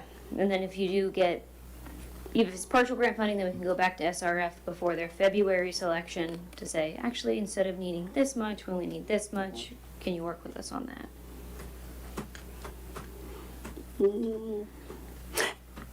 I'm in favor of the sewer system. I know we can't change at this point, but I am so very concerned about all those pumping stations in Holly Hills. And any others that may be really close to or right in the neighborhood with people's homes. Because in our financial situation, I'm just so afraid if any of this stuff breaks down or whatever, we're stuck. And that's what just terrifies me about this project. It's a good one, but I'm definitely terrified of what can happen in the future. Yep. When you build more stuff, you have more stuff to take care of. And then and I'm just wondering, will we have funding or finances for all that stuff? Yeah. Because even before this situation, Archer still, we didn't have that much. Mm-hmm. So, I know you shouldn't be fearful, but this one kind of scares me. Mm-hmm. Yeah. It's a big one. It's a big one. We It's a want big to one. find out about those grants before any other decisions are made. Yeah, and then again, we and I don't want to keep saying this because I'm going to sound like a broken record, but to have put some of those stations on properties that could have been sold, nobody's going to want to buy those properties with the lift station in their backyard. So, Commissioner Hope made a motion and we didn't get a second because Kirsten. More bad news. Yeah, that's okay. Anyway, just do that. Could you repeat what you said? Because My motion don't was know. to discontinue moving forward with this project at this time.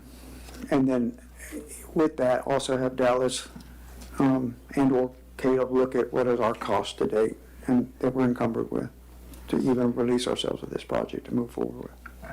Thank you. So we have a motion. Second. You sure? That was a big sigh. It is. I hate it that we can't get it at this time because, again, with the youth, we do need something. And I know some people's main concern is the upkeep, but my concern is our youth too. Because we need to do something with our youth. I know, I'm going to say, I agree, but not in my heart I agree. But so, I'm second, I guess. I know some people overjoyed, but I'm not. I'm not overjoyed either. That's a hard decision because we do need it, but at this time we can't afford it. And then it's also difficult because there is going to be a penalty either way, per se. But, yeah. All right, commissioners, anything else? Public discussion on the motion.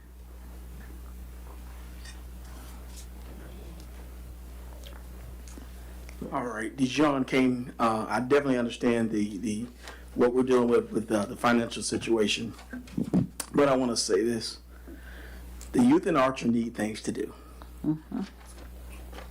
So right now, we need to stop and think because they're watching. And when they come in Archer, what do? What are they allowed to do? When are we going to put them on some kind of priority? When are we going to want to hear from them and find out what they want? I get the whole concept about the money, but it takes money to make money. And I think as a city, not only should we not operate in fear, but we should operate in faith and take a risk. You have young people that's watching, young people that's going to want to be a commissioner one day, and they're going to say, what decision did they make? Or even if we can't do this, we need to do something once we find out where we are. Because we keep pushing our young people back and back and back and back. And when is that going to change? So even though we're stopping this, and it's going to hurt the city because you got 5 years that you can't actually just tap a loan, we need to find a grant writer that can find something for the youth. And it doesn't have to be big, Archer. We just need to take steps. And so I encourage each commissioner to think about, in the near future, let's take a step.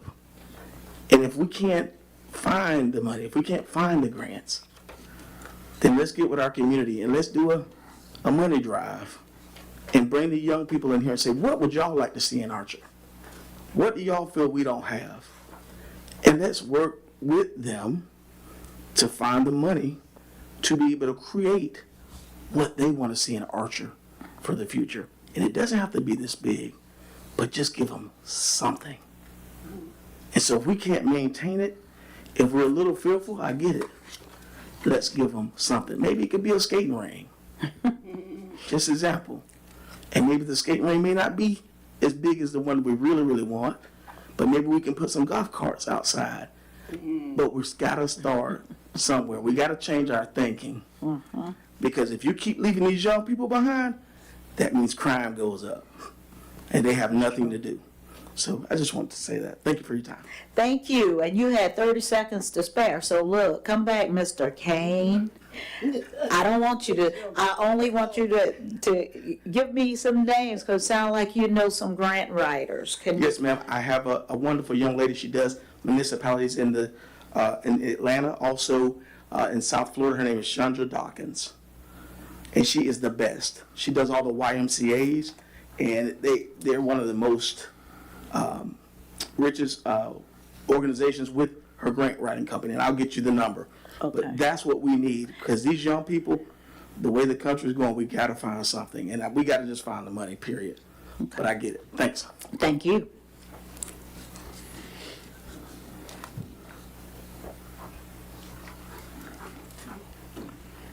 Hello. Hello. Concerning the lift stations, I guess that's the same as a pump station. You also have another engineer here, civil engineer with EDA. They design these new subdivisions all the time. And if you go to Oakmont or Logano, you'll see a lift station right next to a home, probably within 50 feet. And she can confirm that. So it's a prevalent thing. Now, the maintenance is a good question. That would probably be one for GRU. But in some of the other municipalities, maybe Newberry, Hawthorne, I don't know what their cost would be, but they could probably tell you. But as far as I can tell, living next to one, you're going to have a fence. It's a little unsightly, but you really don't even know it's there. Thank you. Thank you. I just hope we have the resources to fix if they break. Back to that. All right, let's go to a vote. Commissioners, if we're done, are we done? Yes? All right, let's go to a vote. All in favor of the motion on the floor signify by saying aye. Aye. Opposed likewise. Aye. All right, motion carries 3-1. I am sorry.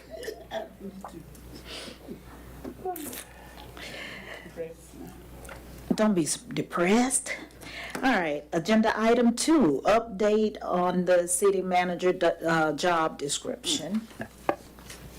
So this is just an update based on, I think it was maybe 3 or 4 little edits that were made at the last meeting. So if this is approved, we'll make this our official job description when we get to that point. Thank you.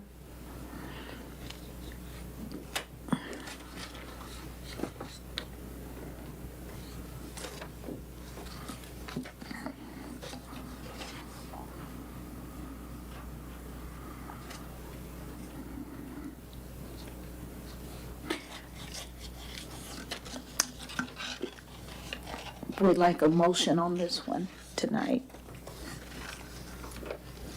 Madam Mayor, I make a motion to approve the job description as presented.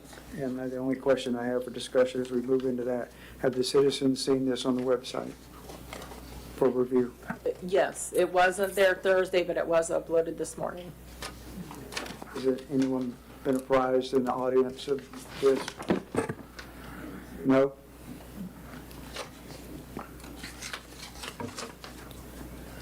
Would anyone like a copy to review during the meeting?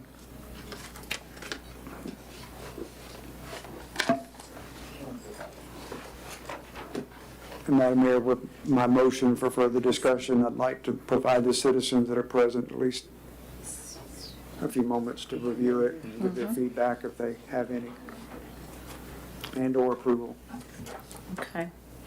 So we have a motion on the floor. We don't have a second yet. I'm sorry for the discussion before we even have a second. So. It's okay. No second? You sure? Coach, yes. Sorry, I'm just trying to follow Robert's rules. You're good, Motion thank you. second. We have a motion by Commissioner Hope and a second by Vice Mayor. Any other discussion?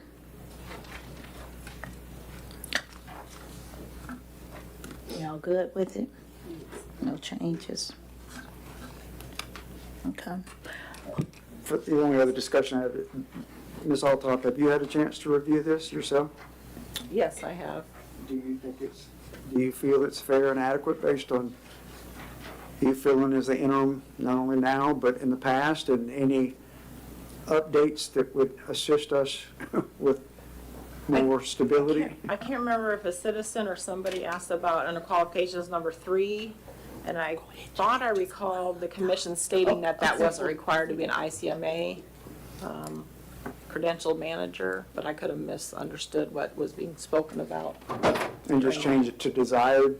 I mean, Well, I think it, because there was citizen input from last meeting saying that we don't know how much we get out of ICMA, so to Correct. require it, we need to open it up and My recollection is that there was conversation about if you should at least be ICMA certified. Then some people said we don't really need ICMA certification. I don't recall that being in the motion regarding the edits, but my notes could have been. that was going to be my only feedback, is have it desired versus required. If we found a candidate that was relatively new or groomed but not yet certified, you know, a consideration during the interview process. As well as anything the citizens that are here would like to participate and share. Okay. Any additional comments by the commission? Not from me, Madam Mayor. Discussion? Public discussion on the motion.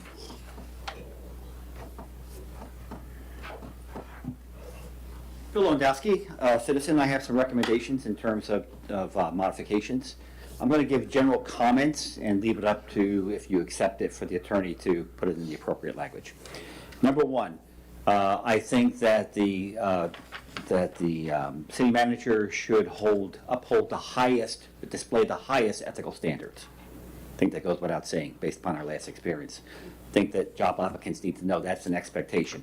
I know that there's legal requirements and all that stuff, but when you have a job applicant, it's good to be upfront with that individual on what the expectations are. Reporting relationships. It's unclear in the document, the exact reporting relationship. I know there's some ordinances that discuss it, but the reporting relationship, I think, is really important. Who is the boss? Is it the commission at large, which I know it is right now, but that needs to be clearly stated for the applicant. I think everybody in Archer would agree with me on this almost, that the individual should be living in Archer or within 15 miles of Archer. Again, I know that there may be some ordinance or something in the charter about that in the future, but I think that's another expectation needs to be crystal clear to the applicant. Another thing that should be crystal clear to the applicant is that in addition to the budget duties, we expect a balanced budget on time. That needs to be crystal clear in the application. To the applicant. I think it should also be a comment in here that the job description is subject to change by law. So if you change the charter, or you change the ordinance, if something else happens, you don't have a problem with that. Working hours expectation. We expect the individual to be available for emergencies, off duty, so I think there needs to be clear expectation in terms of the individual's working hours for that.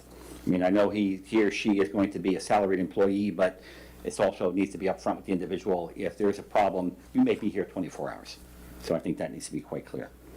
In line with that, I think there should be something in regards to physical expectations.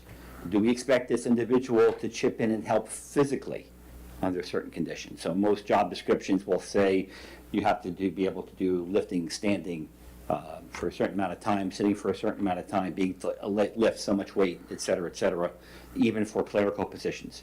And this is, at least in our city, at its side, the city manager is expected to do a lot of different things. Why it's so hard to get a good applicant. But I think that the physical requirements need to be listed. Thank you. Thank you.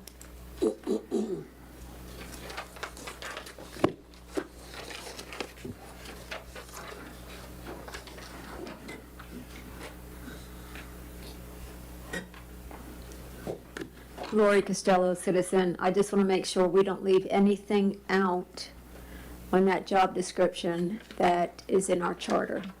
Thank you. Thank you.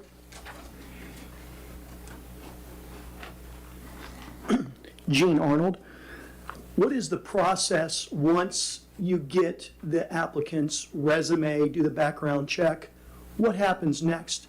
Do all the commissioners get together and vote? Is there an interview process? Who does the interview? Is it the attorney? Does she handpick the person? How does all that work? Go ahead, you can tell him it's a lot. Each individual commissioner, once they get and select the top 6 or 7, usually, I mean, this is just since 2010, then have an individual interview process, each commissioner individually, score each candidate, then convene back with their scoring. It has been tallied by the attorneys in the past, and then we review that and make a determination on who the candidate is for contract consideration. Then there's the contract consideration. Are the interviews done in person or by video, Zoom? They were done in person. In my experience.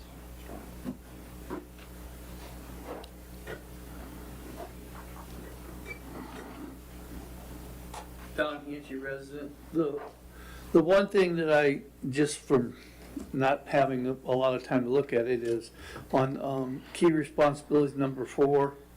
I think it should say a balanced budget. Not just submit a budget, but it has to be a balanced budget.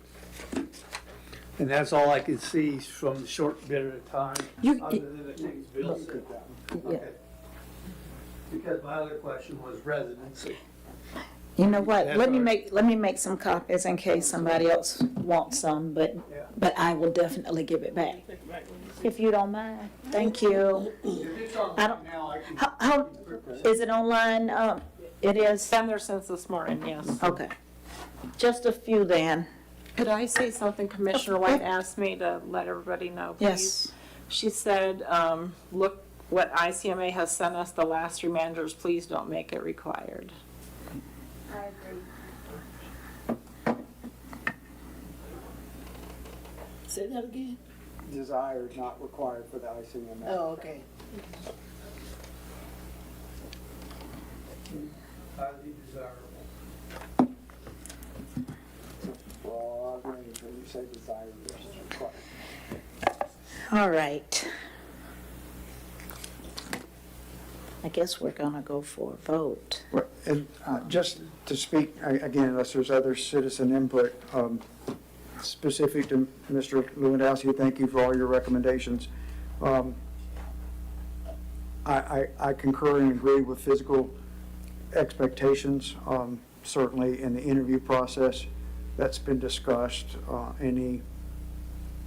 You have to be very careful in the interview process to talk about their capabilities physically. But if we want to make a generic, there's a generic line that you can put in there for that. So But it's the management position, so. I do want to address just a couple of these, because what I want to be careful of is that we don't make our job description our contract. We're going to have a really detailed contract. So I want to make sure that we have this information, but we don't want to make this a 6-page that includes all of our ordinances. So what I'm hearing is ICMA desired rather than required. I can make that change. I just want to be really clear on what we're changing. Display the highest ethical standards. I can certainly add that. It is absolutely required by law, but it can be reiterated.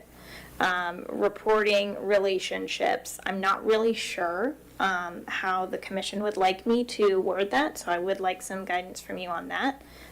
We had discussed last time, I believed that we had come to the conclusion. Again, there were a lot of recommendations thrown out at the last meeting. My recollection is that the commission was okay with this being in the contract. It can be added to the job description as well. Need a balanced budget on time. That is absolutely a statutory requirement, and I think was also something that we had discussed last time didn't need to be reiterated, but I will reiterate.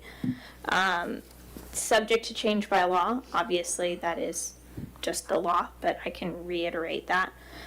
Working hours expectation, I'll need some more clarification on you all of what you want that to be. Do we want them available for up to 48-hour shifts? I mean, we need to be specific if we're going to be specific.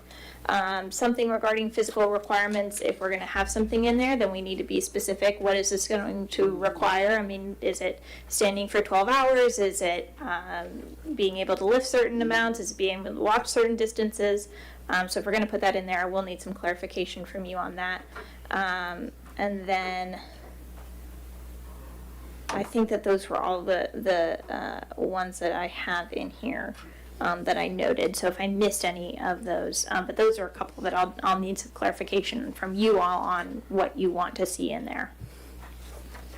So is that in there, about the 15 miles?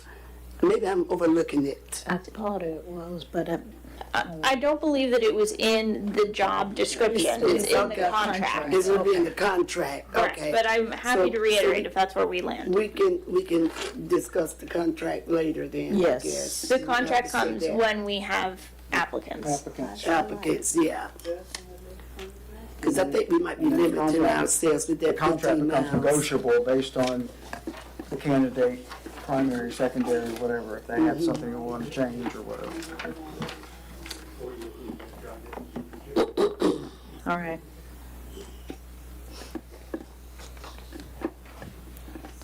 All right. Go ahead. I don't mind at all the job description, not to make it a 6-page document, but I know that we have reiterated in the vicinity and the Archer city limits within Archer, I think we should add that the same way we're going to add it into the contract, that it's a 15-minute commute into the city of Archer. And the reason I say that is because, again, from my experience from 2010, candidate after candidate were looking to invest in purchased, and they couldn't find anything in Archer. These were 2 predecessors we had as city managers, and that's where we got into the concentric 15-minute commute in. Also because of their availability, that Mr. Lewandowski was concerned about, are they available 24/7? A 15-minute commute into town should be in that job description. And then I can add very easily without additional clarification. Certainly, So that's where available we for all land. emergencies, as required of the position. Physical expectations, it's 25-pound, when I said standard, I meant in a management position. You can look up online in a management capacity, with subordinates below them, they're based on the position, what's required, but it's the base 25-pound lifting, variable lifting, standing, sitting, bending at the knee capabilities. But I just there's think also there is ADA variety. Yeah. legality, and you have to be very careful about that in today's legal world. So certainly, this isn't an argumentative thing. It's just a discussion that's transparent with any of the citizens' input. So again, based upon my non-lawyer perspective, but as my experience as an employer, if you put that on there, if you have somebody who applies who is a disabled person, you now have a basis on which to be able to do the accommodation. So if you don't have that in there, you have an issue. But if you have that in there and you say this is what the physical limitations or expectations are for the particular individual, and you have somebody who comes in who you maybe you really want, but they're a disabled person, now you have this basis for making those accommodations. If you don't have that in there, you run into a problem. Thank you. Thank you.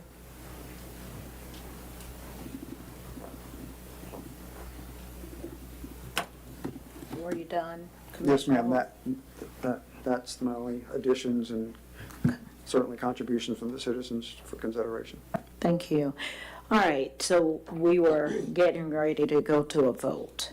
Madam Mayor, I like the 15-minute thing, but I was thinking of, for instance, you may have someone that's very, very qualified and maybe already established, for instance, in Gainesville.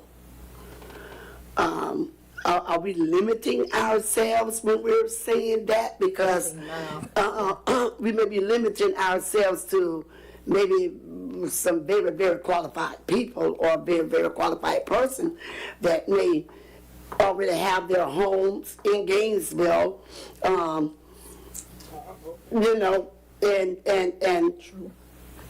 would be a very good prospect for us.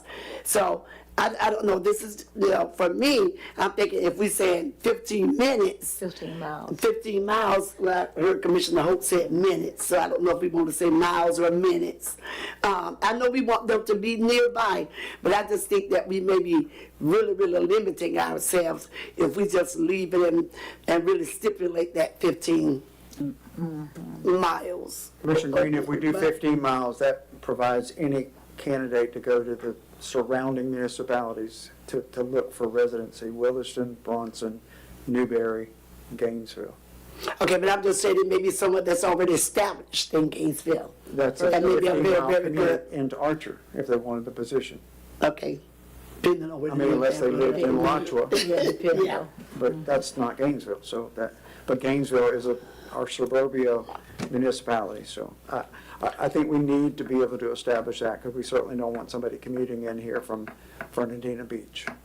Right, absolutely. But I'm just saying, when we just limit 15 miles versus 20 miles, we may be really limiting ourselves. So that was just my point. So if we say 15, and then there is someone that we really like that is in 20, that's an If you put it in as a requirement and then you hire someone who does not meet that requirement, you could open yourselves up to litigation. Yeah. That's why we try to give you as much control as possible in the contract negotiation period. I understand that we want to give people notice, so we want them close, but before I that wasn't talking about the flexibility contract. I was talking because he was talking about putting it on the job Correct, description. which is what I'm saying is why at the last conversation that we had about this. And I'm not talking specific to you, Commissioner Green, but in the past, we've had candidates that were from out of state, but committed that they could relocate. I mean, once they toured the area and the municipalities, that they had no problem meeting that. And that's usually one of the interview questions. Are you? In the multiple interviews the person goes through, do you have any problem being able to relocate and find something within a 15-mile commute into the city of Archer? If they commit to that in the job description and the interview process, then they've committed to it. If they can't meet that then they're no longer a viable candidate. Right. My point is, Commissioner Hope, is that you may have someone that's already established with their home. Right, and want to fly. In Gainesville, I'm just thinking of Gainesville. You have a lot of college students that are graduates and have the experience, may have done this type of work. But I just think that we are just limiting ourselves. Oh, no. If we just say 15 miles, because there may be somebody that you know could be really, really valuable to us, and that really, you know, is the person, somebody that we could really use and really need, may be the right person, and they may not want to uproot just to move 5 miles closer. So that's my only point. I'm not saying to get someone from way out somewhere from a whole nother city or something, but I'm just saying I think we're just really limiting ourselves. If we just stick to 15, maybe we need to stretch it at least a little bit further to 20. That's what I think. I understand what Commissioner Green is saying, because we might have someone from Ocala, which is like a 30-minute drive in, because, I mean, it's a lot of people who live here that work in Ocala and are, I don't know. That might be a little far. But I don't want them 2 or 3 hours away, like you're saying. From them. And my concern is how committed are they to the heart of the city? And I think that's what I'm hearing from citizens, and that's what I've heard is, sorry to be the old guard commissioner up here, but every time this comes up, are they going to be nearby? Are they going to be able to not have to be concerned about commuting time, because they're going to be timely and spending time here in the city? Right. So, it's just come up in the past that, why are they commuting in and out? Well, where's their commitment to the city? And so that's always been a desire of the citizens in my tenure since 2010. So I'm not saying it's not important what you're saying for qualifications, but we've certainly had predecessors with lots of qualifications and it didn't work out, so. All right, so, come on, then we're gonna do this vote and move forward. So. Yeah. When the hundreds and hundreds of Down Hampshire residents, the hundreds and hundreds of job postings I did over my career, this job description was always my ideal candidate. So you could put in, I want you to be 15 minutes. And if you have a candidate that's really good and he lives in Gainesville, you can make an exception in the contracts section. Correct? Generally speaking, most employers can do that. When we're talking about municipalities and putting things out for competitive procurement of an individual, it's not quite that simple. Not that simple. Okay. Sticky with litigation potential. Someone living 17 miles away may have said, well, I don't qualify, and then we end up hiring someone that's 20 miles away, and they say, well, you... Right. Let him in the back door, he or she. Yeah, got you. And that's why my point is allow ourselves that little bit of wiggle room there. 20 miles. You know, instead of 15, can we extend it at least another 5? Do we have a problem with changing it to 20 miles instead of 15? I guess we have to vote on it. Or desired versus required. Here's the magic wand. Because then that opens it up to discussions. But is that also litigation potential too? It's up to you all. If you put this as just a desired qualification or a required qualification, then you can put any number you want or no number, or that would probably be you give yourself And someone flexibility. could have a higher score because they were closer, and that was a higher value that we were looking for. And the ideal candidate, as Mr. Hanson said, to me, and I'm not legal, but you're there, you're free then to make that desirable decision in the interview process. Because we desired 15 minutes, you scored the one that was 20 minutes because your desire was less than mine. We're not trying to waffle up here on the dais, but everybody gets their fair shot at it. But then your scoring is valid without potential litigation. So desired. Sounds good. All right, we good, right? All right, let's go to a vote. All in favor of the motion on the floor signify by saying aye. Aye. Opposed likewise. Motion carries. And 4-0. Kirsten, I saw you tapping away, so I'm assuming you got all of that good info. Oh, good. As good as I can, just like last time. Straight of the line. All right. Agenda item 3, the CSX surplus for sale.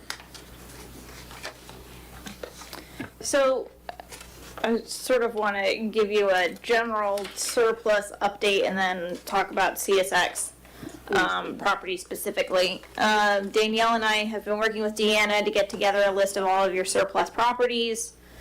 Such a list in theory existed. It is a list that we're sort of having to start from scratch on, as I'm sure that you all can imagine. So we are working on that. Some of the properties have already been donated through you all's motions to donate. Some of these properties that we previously had on our surplus list, so we are working to figure out which ones have already been donated, which ones have been approved to be donated, which ones have been approved to be sold. There's a mixture. Some have been approved for both or either. It's a little bit of a complicated situation. So we're working on getting some clarification on that. Specifically for the CSX property, we have a request that's pending. The next step for the CSX property specifically is to get an appraisal of the area. We have a quote from one appraiser for $500 to do an appraisal on that property. And we can move forward with that if that's what you would like us to do. Thank you. Can you repeat that? You said some of them. So some Had already been some properties have been, at least from the list that we sort of started with, which may not be the list. Locating things has been a little bit of an adventure. The properties that we have on that list, some of them were approved to be donated and were donated to 501c3s. So you all, when Danielle and I first started being your attorneys. Oh, you're talking some years back. Correct. 3 or 4 years, 2 or 3. Okay, gotcha.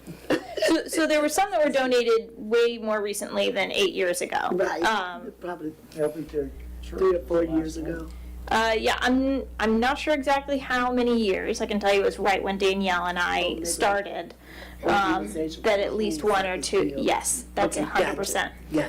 So a couple of properties fall under that category. A couple of properties were approved by you all to be surplus to be sold, but were also approved by you all to be surplus to be donated, not to anyone specific, but just to put them up for sale donation. So we're trying to figure out sort of which came first, the chicken or the egg, on those. I'm almost sure that we had properties that we were going to sell, and then it was suggested that we have a builder, well, is he a builder? Corey Harris, who helps build affordable housing. And so then we donated a couple properties for that. So I think the for sale came first and then the donation. That's what it looks like, but we're working to just make sure. We're just making sure that we source everything so that we have backup documents for all of this. The next step in that process, as far as that list, is I think we've got a general list. We're still working on sourcing everything, but we've sent that over to Kinley Horn so they can let us know which of these parcels have been encumbered by a lift station or we have on the hook for some kind of project. We just want to make sure that we're not going to get rid of anything that we've already tagged to use for something else. So we're working on those. That's sort of your surplus property in general update. The CSX property has been approved to be surplus for sale. We have an interested individual. What we need is a survey or an appraisal of the property in order to get a sense of what the fair market value is. So that's what I have before you tonight is to approve. We have one quote for $500 for an appraisal. With the properties with the lift stations, they're still able, listening to Mr. Arnold and I think Commissioner Hope said he's seen them as well in Rosemont. Are you all still gonna look into those and see if we can still sell those as well? Absolutely. We're just getting a sense of what will be on them. Okay. When you talk about CSX surplus, are you talking about the cutout sections that have already been determined, or additional CSX surplus that is still available? Sections that have already been determined. This has already been Okay, do you all understand that? Okay, because there were, I'm sorry, I don't want to speak for Danielle or you, but there were sections that were clearly delineated, surveyed, appraised, and then 2 of the parcels were left undone. Are those the parcels that you're talking about now wanting to get reappraised? So there's a parcel for CSX that Ronnie Arnold has asked. So this is the MOU property. We need to get an appraisal on that. Okay, that parcel. Yes, that parcel. What about the interested party, Kirkland, in that cutout CSX surplus that's on file? I'm not positive I know what you're talking about. Okay, I will bring my box. Sorry, I'm not being derogatory, but expenses have been made. The way you introduced it. And Danielle should be appraised of this and know this with I have copies of the okay from each party with the surveyed piece signed and dated. And it's original, So that's not the property that we're talking about. It is on the Kirkland, and it's not on the Arnold previous Maddox. I understand that's what needs to move forward. Correct. And that's the level it's at. I am talking about the Hoyt, Hope, and Kirkland. I understand. And the little triangle that party signed off okay, but wasn't interested in it. This is when the dog park came up, and it was going to be part of the dog park. I'm sorry, I'm not supposed to be disclosing all this, but this is that history that goes with all this. And so, now we have Arnold, Hoyt, and Hope. And again, I'm recusing myself all the way around with this because of potential inurement and personal gain of my wife, who owns the property, of what she is one of those interested parties. But I'm concerned that the city has surveyed and appraised these specific sections multiple times at a cost. If that has occurred for this parcel that we are talking about, I'm not talking about the Hope parcel. I'm talking about the parcel that I have for appraisal, because again, I'm just trying to, this one piece is where we know where we are, so I wanted to bring that before you. All the other ones, I still have to source everything. I have to get all the documents, I have to put it all together, I'm going to put it in a presentation before you. For full transparency and disclosure to my dais and to the citizens, those others that I'm talking about are surveyed and appraised, ready to write the check to give money back to the city. And so, Danielle and I have will already been identified and approved by this dais or the former parties in this dais to move forward on that. Danielle and I can get with you and get that information. From what I see on my chart, I don't see a survey. I see a hand drawing that we have, but I do not have a survey for that property. So if you have that, if you could send that over to us, and we can get that expedited. Okay, would you ask Danielle to produce everything that Clay Martin has? We've looked at everything that our office has. We don't have a survey. Then how did we get an appraisal of a square foot price for that?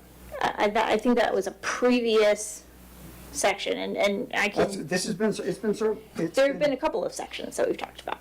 But there was a survey that was done, and that was what was holding up then the appraisal that was paid for by this city. Yeah. We're doing additional research, so everything that we can find, we will find. Okay. I'm not making this up, guys. Okay. All right. And I'm happy for the Arnold family to be looking at whatever's already been done, or if it's not the same, then what additional stuff that your father has presented to us. But it just seems like we're doing a lot of redo with additional new expenses that's unnecessary on those specific Hoyt and Hope. Thank you. Okay, so you need a motion for, Approval of $500 for an appraisal of the CSX property. okay, that's what I thought. Well, do we have a motion? I make a motion that we pay the $500 for the appraisal. Microphone, thank you. So we have a motion by our vice mayor. Do we have a second?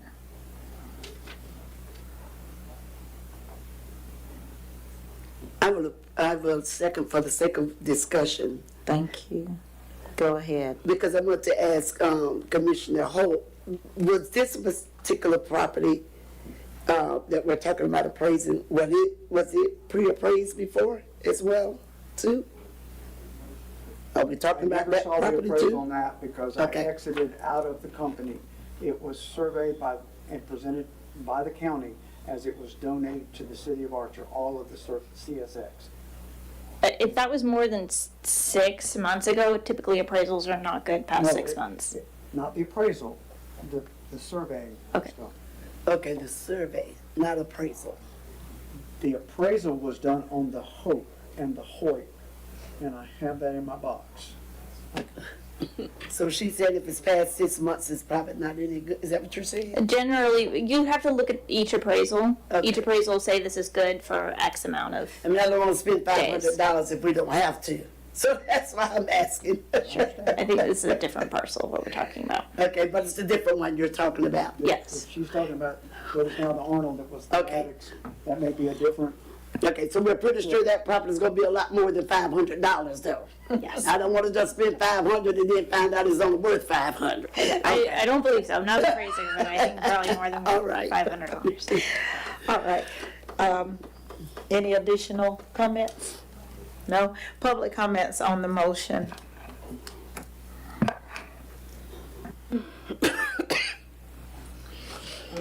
Green. The Archer Historical Society is a 5013C3. And when this started, and it was given, the CSX property was given to the city, and Clay Martin, I think, was our attorney at that time, and I said, Clay, our property comes right up to the building. We don't own any of that because the railroad came right beside our building. And I said, I think when you divide that up, that the Historical Society should realize some of that property. And he says, I'm working on it. Well, now we have another attorney, and this is what's happened. We hand it to the next attorney, and we start over.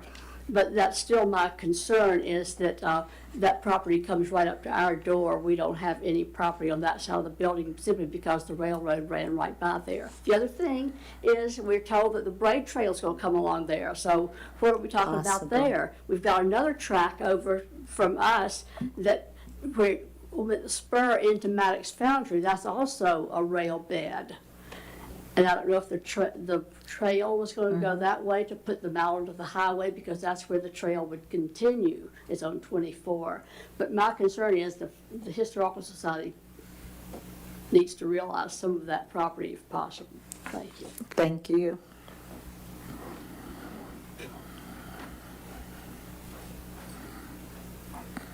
Bill Lewandowski, resident. Mr. Hope, I've been coming to this meeting since 2015, and I think the commission should make a motion to see that box, because you've been talking about that box forever at all different meetings. I can't even imagine what's in there. I told him to bring that up. I can only imagine. So I just want to make sure we're clear on process. I don't have any interest in regards to the property transactions. I'm concerned about process. So are we setting a precedent that the city commission is always going to pay for the appraisal and the survey? So that's question number one. Question number two is, are we going to be going forward, separate deals with people, or are we going to put stuff out for bid? So the things that you've already voted on and said, yes, I'm going to give it to this church or that church, whatever, okay, that's fine. That's in the past. But moving forward, are we putting stuff out for bids, or are we going to make it so that if somebody wants to buy a piece of property, they come here and say, I'd like to buy that property that you guys have, Mr. Commission, survey it for me and do the appraisal for me, and then we'll talk. I really want to get that process locked down. And also, kudos to the attorney. If you can sort through all of this in a reasonable amount of time, and you can get the commission straight on these land deals, credit. Thank you. You're on with the box. I'll wait. Next meeting. Kirsten, did you want to answer any of his questions that he asked? I just wanted to be clear that the second of Mr. Lewandowski's comments is correct insofar as the deals that we've already started, we're going to finish up. The deals moving forward generally are going to go on Gov Deals or Gov Bid or whatever the website is that we generally use for those kinds of things. Thank you. Madam Mayor, if I can speak, and again, it's no box, Mr. Lewandowski, it's just the history. The first month of every year, surplus property list is presented to us. Interested parties, when they see that, have come in and asked if they're 501c, just like Ms. Green did just now. That happens in January. If that's an available property and there's an interest, that's the way it's come to us. The last property that was donated was for a public use in the LPJ church, and that's where I got into 7 or 8 years ago, because that's when it was donated. It was a decision to donate that for the good of Archer. There were also another parcel that was connected or adjacent to the church that I belong to, and they just said if that's available, we'd be glad to pay for the survey and the appraisal of that. And that's where there's letter exchanges where this is the survey cost, this is the appraisal cost.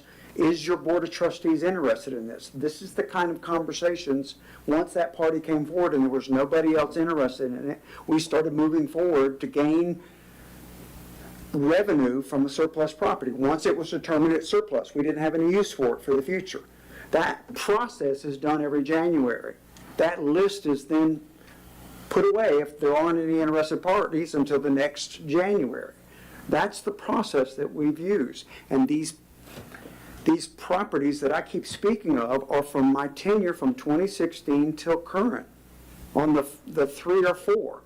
It was unfortunately when I still owned a business, I still am envisioning a rails to trails through downtown by the Archer Historical Society and the depot, and turn now, because it butts into private property, not the Arnold property, I'm talking about beyond that. It stops, it can't go any further.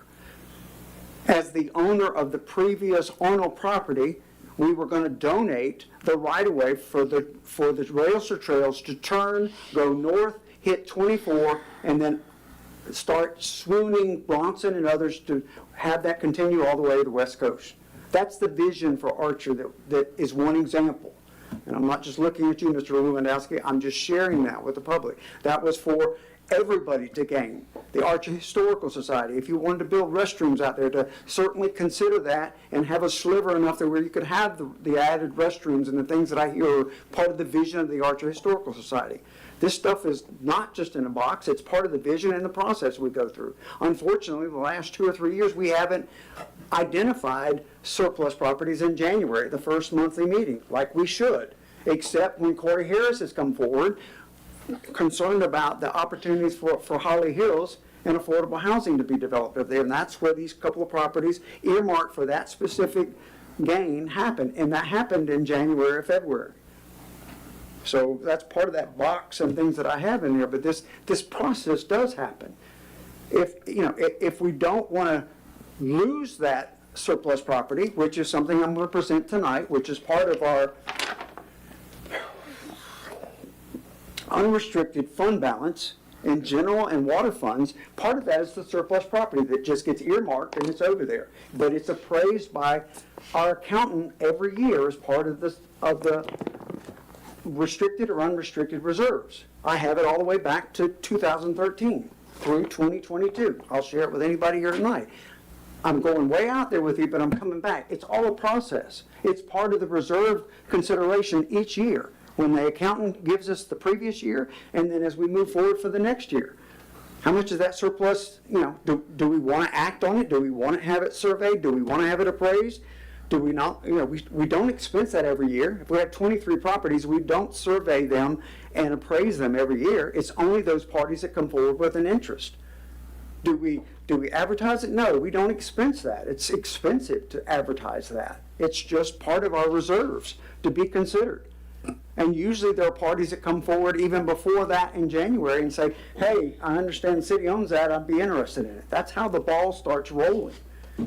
Unfortunately, it's taking 8 years to gain some revenue, and we're in an emergency financial situation, so yeah, there's a sense of urgency from me right now because of the timeline it's taken and the need for financial gain. And we keep, I'm not blaming legal, but I'm just saying we just keep hitting hurdle after hurdle after hurdle on the 3 or 4 that we're considering. And it makes no sense to me. It's not that there's personal annulment potential gain or that the Archer Historical Society as a 501c is going to be left out. I hear the message. She wants consideration. She wants more information on how much is the Rails to Trails going to take to run right by the Archer Depot. I want to know too, because that's a concern I have, Ms. Green, is like, wow, I know that there's right-of-way footage that has to go there. I don't want that Rails to Trail being right up to all the work that y'all are putting in the depot over there. I hope not. But that's not a priority at this point. It's a financial revenue sourcing gain that we have on these few opportunities, and we just keep stopgapping. I just don't understand that. So I'm sorry, that's all I have to share. But it's total transparency, and it's disclosing what's happened with this in a process, Mr. Lewandowski, that we do every year. We've done it all the way back to Ms. Costello sitting back there. Every first quarter, you all would have the surplus property presented to you. And you'd make an action on it, or you would post it so people knew that they could come forward and ask about it. I'm just asking for a shaking your head because that's the process. That's what you taught me in 2010. Not you, but part of the dais responsibility. Thank you, Madam Mayor. Thank you. So, the motion was to approve the paying of the survey, appraisal. It's getting late. Thank you. So let's go to a vote. All in favor of the motion signify by saying aye. Aye. Opposed likewise. Motion carries 4-0. Yes, new business. Moving right along. New business. Resolution number 2024-31, conditional use permit, CUP 24-02. Give me just a minute to scroll there and I'll read the resolution, but the first consideration is this is a quasi-judicial matter. So has anyone had any ex parte communications on this? Nope. No. I have not. Okay, same 4 shaking heads. No, I haven't. I have not. All right. Madam Mayor, this is resolution number 2024-31, a resolution of the City Commission of the City of Archer, Florida, granting with appropriate conditions and safeguards a conditional use permit as authorized by the City of Archer Land Development Code, providing for granting a conditional use permit for parking of vehicles outside of enclosed structures within a commercial C2 zoning district, as provided within Table 16.06, Item 10.3 of the Land Development Code on certain lands within the corporate limits of the City of Archer, Florida, providing for revocation of the conditional use permit, repealing all resolutions in conflict, and providing an effective date. All right, if there are any materials outside of what is in the packet that anyone intends to present, I would request that those be delivered to the city manager at this point. Okay. Anyone who wishes to speak on this matter, if you will please stand and raise your right hand to be sworn in. And your name for the record? And do you swear or affirm the testimony you give will be the truth, the whole truth, and nothing but the truth? Thank you. You've been duly sworn. Madam Mayor, now will be time for the applicant's presentation.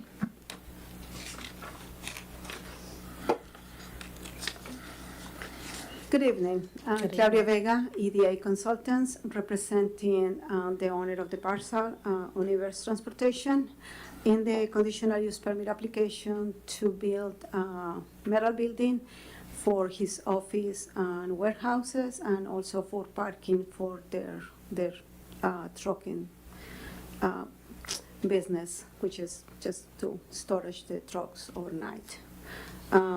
We are proposing also to build a stormwater basin, which has been already approved by the Water Management District, and we provide utilities as required. I'm happy to answer any other questions that you may have. For the record, would the applicant like all of the materials in the agenda to be moved onto the official record? Yes.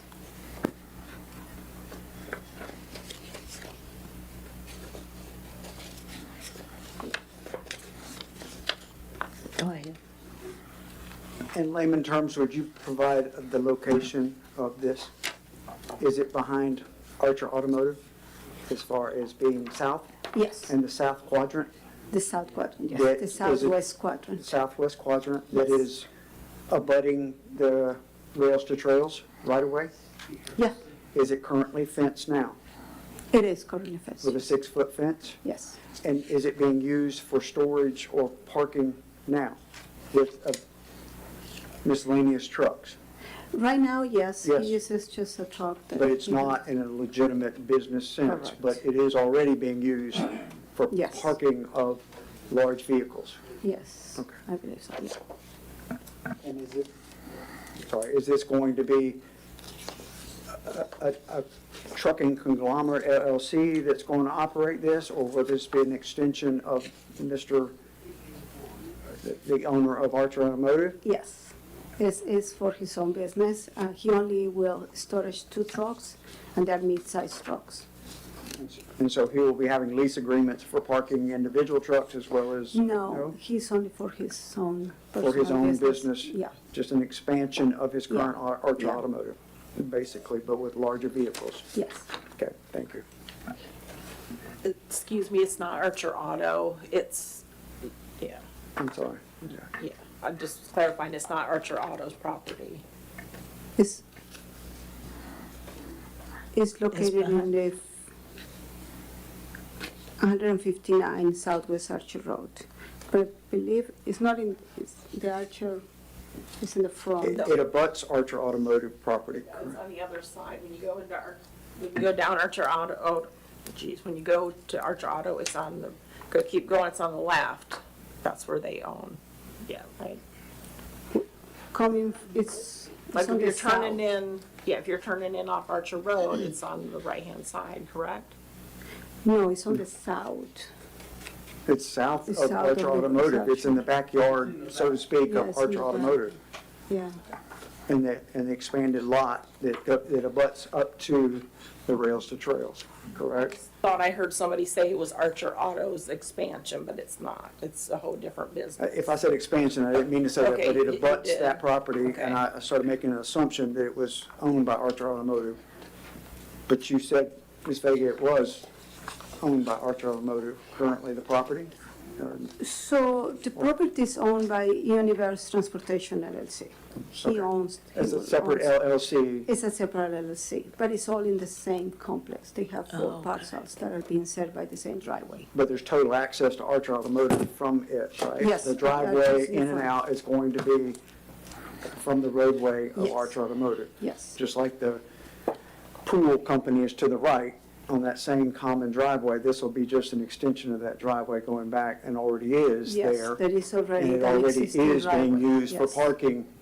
That's why I asked about, I mean, I wasn't trying to push up against the wall, but I walk, I run the trail, and I know I've watched that grow Mhm. with the opportunity, and now it's the formality of this is truly something that's gonna be parking large Yeah, vehicles this is in all the the time. last, kind of the last parcel in there.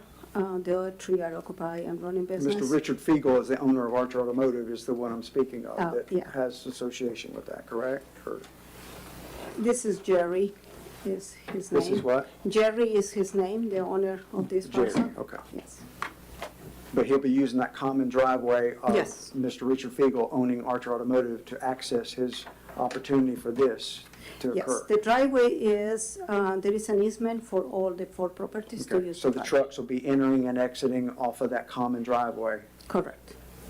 Okay.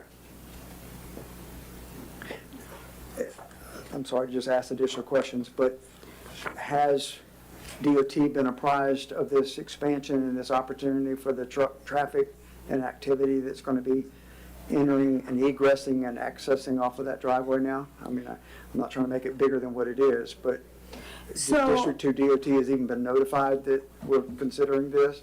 for We Archer had Road a and- meeting originally with DOT and they didn't have any issues because it's an existing driveway and because the number of trucks that will come on a daily basis will be maximum 5. Okay. And you said you have met with DOT about it? Originally, Do you when have we any started. document disclosing that? I don't have it with me here. This was just when we originally started talking to. Were any minutes taken or any representative DOT who was there or? Yes, we have a representative from the District 2, which I mean, is, I would just like to know any notes that were taken from that meeting, if there were, or who was the contact, just, Bradley Adams was the contact from DOT. who? Bradley Adams? Adams, okay. Yes. Thank you.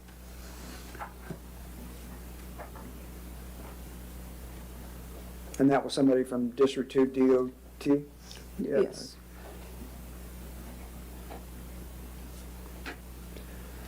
Madam Vice Mayor, that's the only questions I have of Ms. Vega. Thank you for the information. Any other commission comment? Any questions? Did you say it'd be a maximum of 5 trucks? Did I understand? I'm so sorry. Did you say it'd be a maximum of 5 trucks? Yes, Going in and out of there on a daily basis? That's the maximum. You Maximum. only have 2 trucks, but according to, we always generate a possible traffic report, and that's what the number will be. It will be the maximum.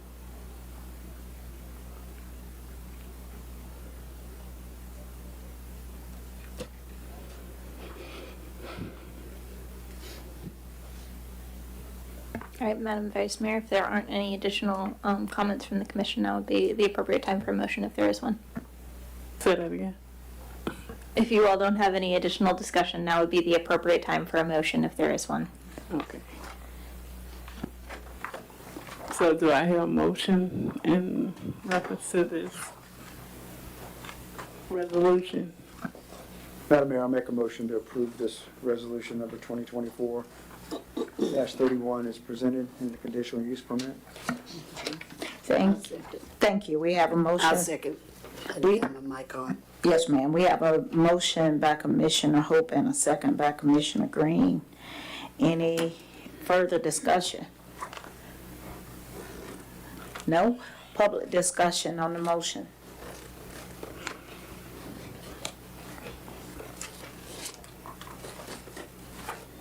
Bill Dombrowski, citizen. I would like to make a recommendation of a condition of approval, is that if the after construction flooding occurs on the Archer Trail, that the applicant be required to fix that as a condition of approval. If you look at the property and the way the thing is laid out, there is a possibility of that happening. So I'd like to make that recommendation. I'd also like to note that I don't see an engineering review or staff review, engineering review, planning review, or staff recommendation as required by the ordinances. And did this go to P&Z? Yes, It did go to P&Z correct. with a recommendation for approval. On record. Yeah, but that doesn't matter. It does to me because of the respect I have for the citizens that are Sir, volunteering. it may matter to you, and with all due respect to those citizens, that was a whole separate thing. And the ordinance, as I mentioned before, that there is no direct line between the planning commission for conditional use permit and this body. If it was a variance, different story. But that piece is missing. Okay, thank you. Thank you. So, our project was reviewed by the North Florida Planning Council, and they went through and they determined that we meet the land development code for this project. You got the results from them with their recommendation? I mean, they don't authorize or not authorize, They just, do not they just authorize. make They sure it just- meets all the elements Correct, for the planning. yes. And it their did go to them. report The report is included in your packet, that It is. checklist. It is. So, Yeah. thank you.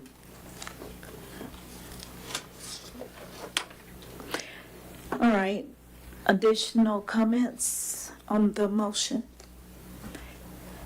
All right, seeing none, let's go to a vote. All in favor of the motion on the floor signify by saying aye. Aye. Opposed likewise. Motion carries 4-0. Thank you. All right, agenda item 2, resolution number 2024-32, electing to use the uniform method of collecting non-ad valorem special assessments. 1 minute, I had to scroll up to find the checklist and now I gotta scroll back down. It's all right, I gotta find it in the packet.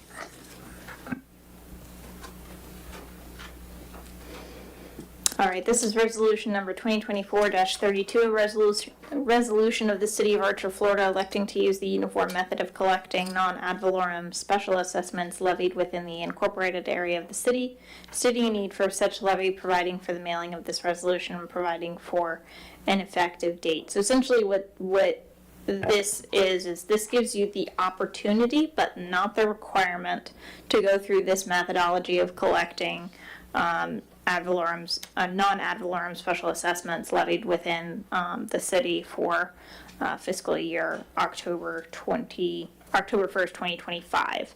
So this doesn't require you to do this, but if you do not pass this ordinance, then if you do have these assessments and you would like the property or the tax collector to collect them on your behalf, then you would have to ask special permission that they don't have to grant. This is pretty typical. Deanna, do you think I'm missing anything here? I don't think so. I think when I looked it up, I think we did one in 2021. It's pretty common for most municipalities. The municipalities that we represent generally pass this every year because it really is a sort of no downside. If you decide that you want it, you can use it. If you don't need it, you don't use it. Thank you. All right, so what say ye? Motion? I make a motion that we approve resolution number 2024-32. Thank you. We have a motion by Commissioner Green. Do we have a second?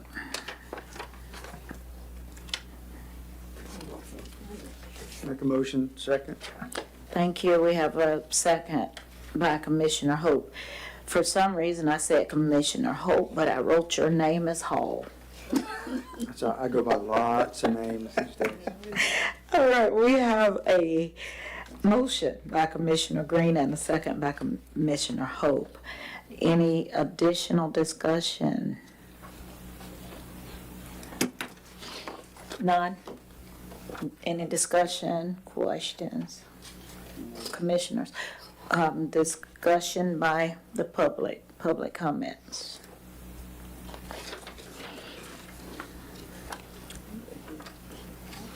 Bill Lewandowski, I just want to again, for the record, state that you're approving something that you did not have a staff review on, or a staff recommendation. It's not in there. I also would like to note that you did not do a specific finding in terms of requirements for conditional use permit.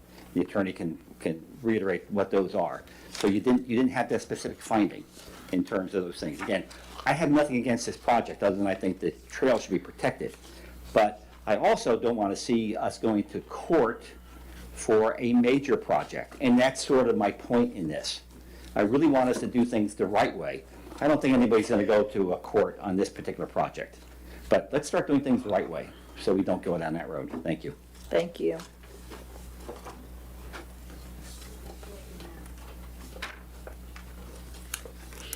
Anyone else before we move on? All right, seeing none, let's go to a vote. All in favor of the motion on the floor signify by saying aye. Aye. Opposed likewise. Motion carries 4-0. And agenda item 3, resolution number 2024-33, approving emergency purchase related to the state of financial emergency, including accounting and planning services.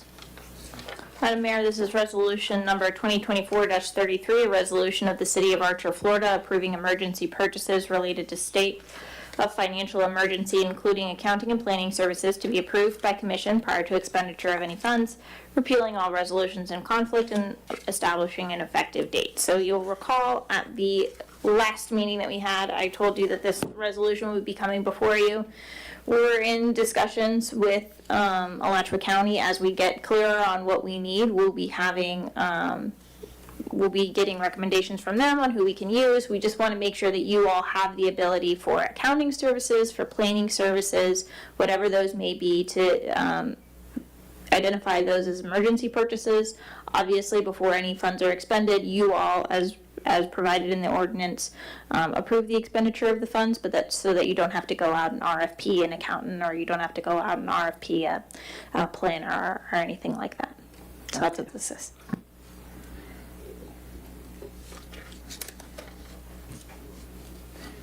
All right, so is there a motion, anyone? So moved, Madam Mayor. Thank you. Second. Thank you. We have a motion by Commissioner Hope and a second by Commissioner Green. Commissioner discussion. Any discussion?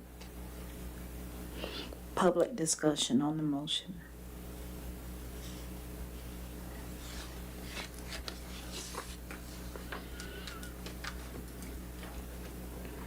All right, seeing none, let's go to a vote. All in favor of the motion on the floor signify by saying aye. Aye.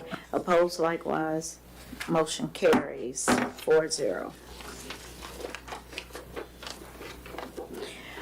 We are at reports, correspondence, and communication, followed by city manager's report. All right, so we didn't have any reports, but this is just a sampling of what Public Works did last month. They fixed the water leak behind Ace, they did the meter readings, they fixed the leak in front of the Nazarene Church. They had the Archer Community Center front doors fixed because they weren't locking correctly. Like sometimes they would be unlocked even though you thought you were locking it, so they got taken care of. They had met with a fence contractor, get a quote to fix the fence at Wilson Robinson Park, the multiple fences that were down from the hurricanes. We have a meeting again tomorrow with FEMA to try to get our reimbursement submitted for that. And of course, they met with FEMA with myself, and again in other meetings tomorrow. They've been assisting with the food distributions. And I don't know if you guys noticed, but this month, Public Works took it upon themselves to change it, which I thought that was awesome, to do the first and the third Tuesday instead of the second and the fourth, so people that need food for the holidays can kind of prepare, you know, on what they may need to supplement from what the food distribution doesn't have available. So I thought that was really good. They received and secured the voting equipment. The voting equipment from the supervisor of elections, like, you know, I coordinate like the schedule, but then they make sure they open it and put it in the secure location and do all that, take it back out the morning of the voting over there. They picked up some tree debris on Southwest 174th Street, and then they replaced a sign, a park sign at Maddox that was all kind of crumpled up. And then all storm debris should be picked up from the hurricane. So they did 3 passes. The lady from Asheville stopped last Thursday just to see if we had any calls. Now, they had the monitoring company come back again last Thursday, or excuse me, the first time last Thursday. I thought that had already been taken care of. So I think she said there was 15 piles they were going back to pick up. So if anybody has storm debris or hears of storm debris still out, please have them call City Hall so we can get those specific addresses to Ashbridge. Waste Pro did start last Wednesday with their normal yard debris pickup, so it's back to the normal dimensions and sizes and weight and no plastic bags, that kind of thing. That's on Thursday still, correct? Wednesdays. Wednesdays now? Yes, Okay, sir. thank you. Yes, sir. I think we already talked about this, that staff is recommending we pause all grant matching projects until we complete our financial assessment. We haven't heard from the governor's office or the joint legislative auditing committee yet on the letters we sent, so I'm sure they're probably just working through that. The IRS did receive our 941s on November 25th. We sent it certified just so we could get a signature. So once we get that, of course, we'll let everybody know what that amount is. The city of Newberry assisted our public works to put over Christmas lights. So the lift was going to be, the cheapest lift rental was $4,440. So Dallas got on the phone with Jamie Jones, and they did send 2 men in the truck. So the truck, I think, was $100 one fuel charge, and then it's $20 an hour. But I think they got it done in like half a day or 6 hours, so it's going to be significantly less than the lift would have cost us. So that's what we did this year. And you will see it on the bills if anyone sees it. The lift that's on that is from like last year. Because I had to ask, why did we have a lift on our bills? So just in case anyone notices that.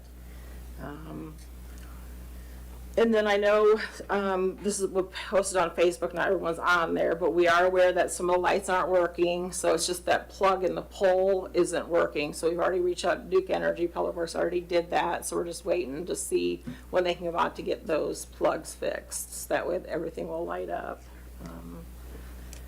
And then, of course, just to reiterate that we only have we're 2 staff members short in Public Works, and then, of course, we're 1 staff member in the office. Tangi is still part-time, and she's working, you know, the way up. We don't want her to push it, and then she's off again completely. So please be patient with all of us. We're really doing our best all the way around to get everything done as quick as we can and as correct, you know, the correct way. Sometimes quick isn't the best.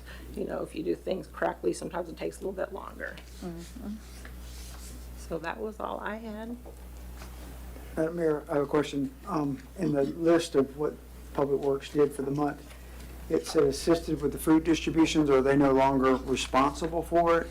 There's a donating? I used the word assisted because I know one of them, they do have to still unload because they need the forklift.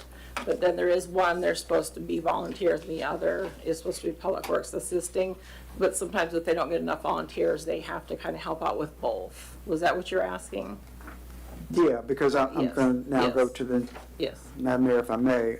I understood that we had a full discussion, and maybe I just dreamed it. I thought we made a decision that this is one of those cutbacks and things to help with the overtime control and things like that, that we would certainly look for anybody that wanted to take it over. But we were going to assist you as all top with overtime control or whatever and discontinue the food distributions.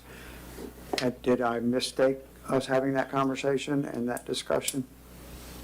I think that was for the Saturdays when they were, wasn't that for the Saturdays when they had the truck coming on We haven't had the Saturdays? USDA in 6 months. Yeah, we haven't had farm share in a very long Yeah. time. But But I thought that's where the overtime was with that. No, we haven't had It's them with in a the year. regular, Yeah, it's the, well, the food distribution, of course, is during working time, but I know we stopped them, and then, remember, the gentleman came with the food distribution and spoke, and then I thought everyone agreed that Public Works was gonna do one with the volunteers, and the volunteers Right, we were did. gonna take over the second one. We just have to unload this stuff, and sometimes they help out, like I said, if there's not enough volunteers to help out. So am I understanding your question or No, not? I think you are correct, because the guy did come and they were providing. so my question is, I'm sorry I don't participate anymore because I'm working another job, but, so it doesn't take staff all day like it did every Tuesday for, are they still taking almost all day to I think the one set just up, break down? I believe the one that we're responsible, so to speak, yes, it might not take all day, but it does take a decent amount of the day, especially now there's only 3 in Public Works And I'm just, employees. Ms. Althoff, I'm just concerned that, staff is down with their staffing levels.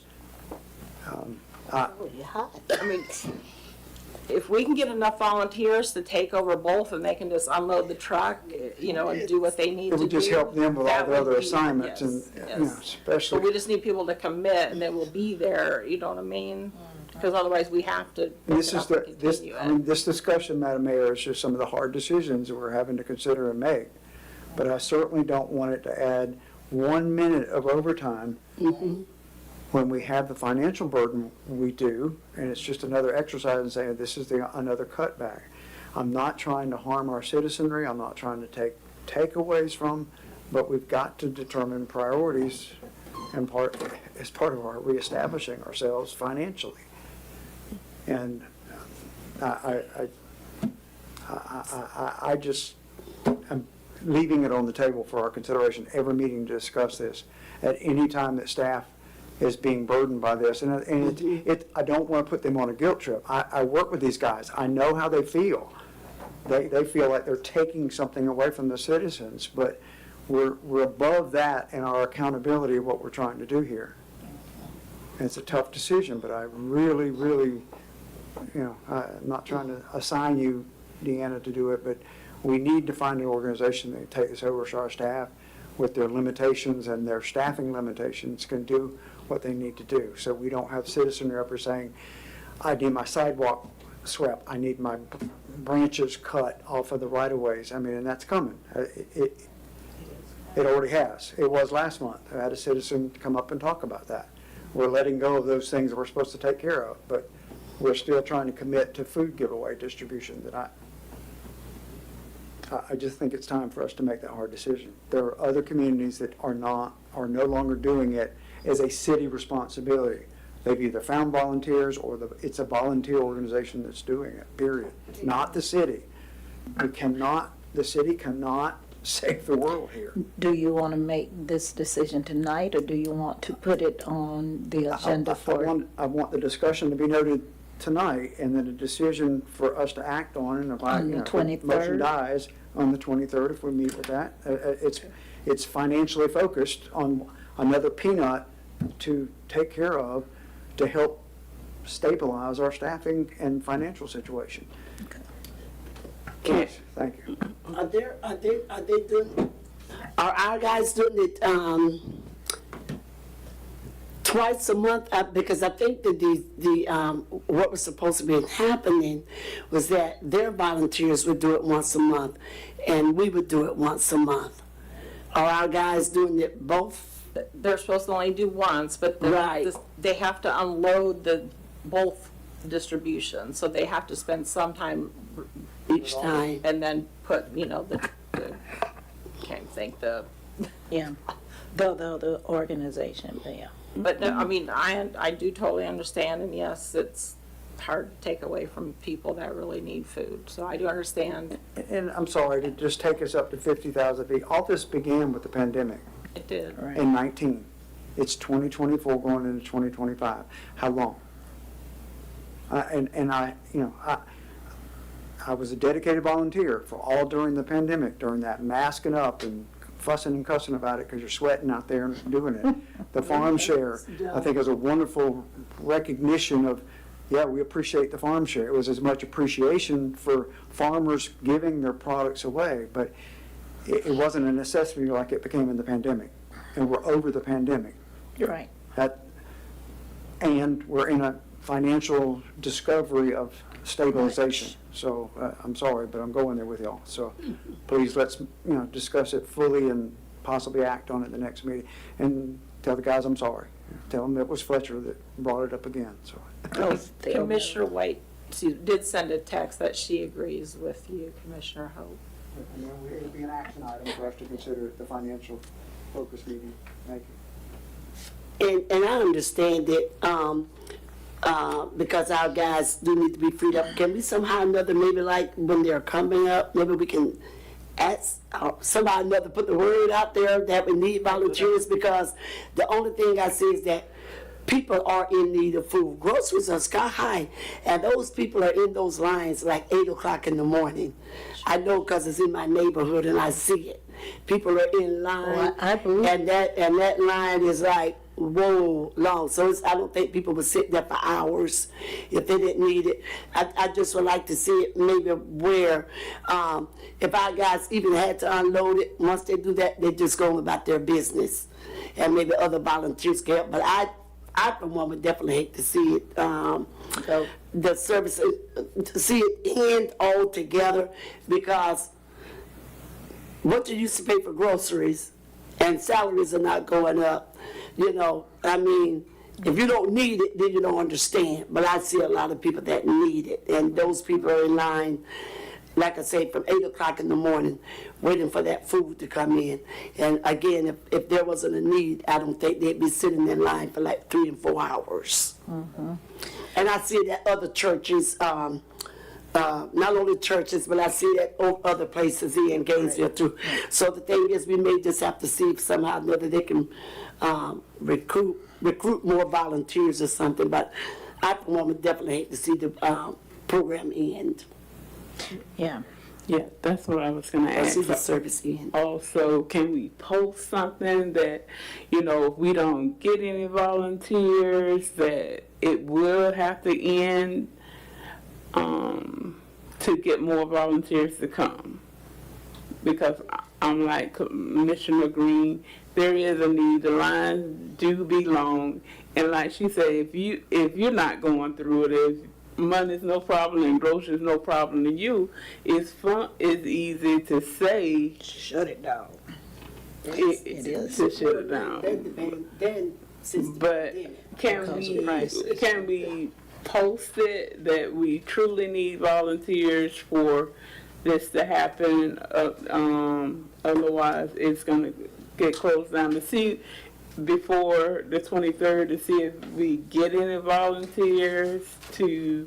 I can, of course, and then if anyone can help us out, by all means, that would be great, and to get the word out. That would include businesses. Right, one or Going more over church Archer. business, because if somebody doesn't take it over, then it'll be really difficult to get it back in Archer, I believe, is what John had said from Right. Public Works. So from what I understood, they weren't, our Public Works wasn't getting overtime for that. Did that change? They don't get overtime. What I think Commissioner Hope is saying is that they could possibly be focusing on some other things that need to be done. Okay. That citizens complain about not getting done. Okay. All right, I was going to say, every Tuesday morning, 6, almost 7, there's a giveaway in Alachua.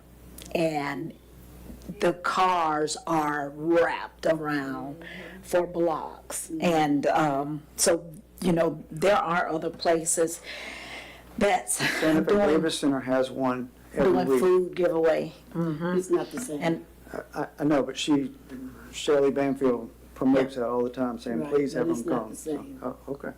yeah. I'm just saying, we have one. It may not be the scope of what we're doing, but we also have Public Works with not getting prioritized things done, so. It's not the same. You don't see the cars up there for that, like that. And I think a lot of times the food's probably not edible. Something is wrong. The cars are not loaded up there for that for some reason. So maybe we should check it out. But anyway, so Not edible, but for some reason, I've seen the truck up there.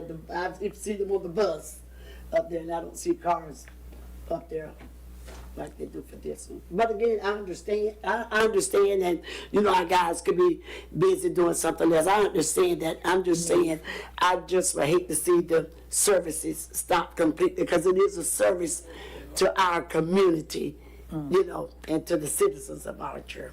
yeah. All right, so we know the standing of everybody, so we come back in 2 weeks and make that decision.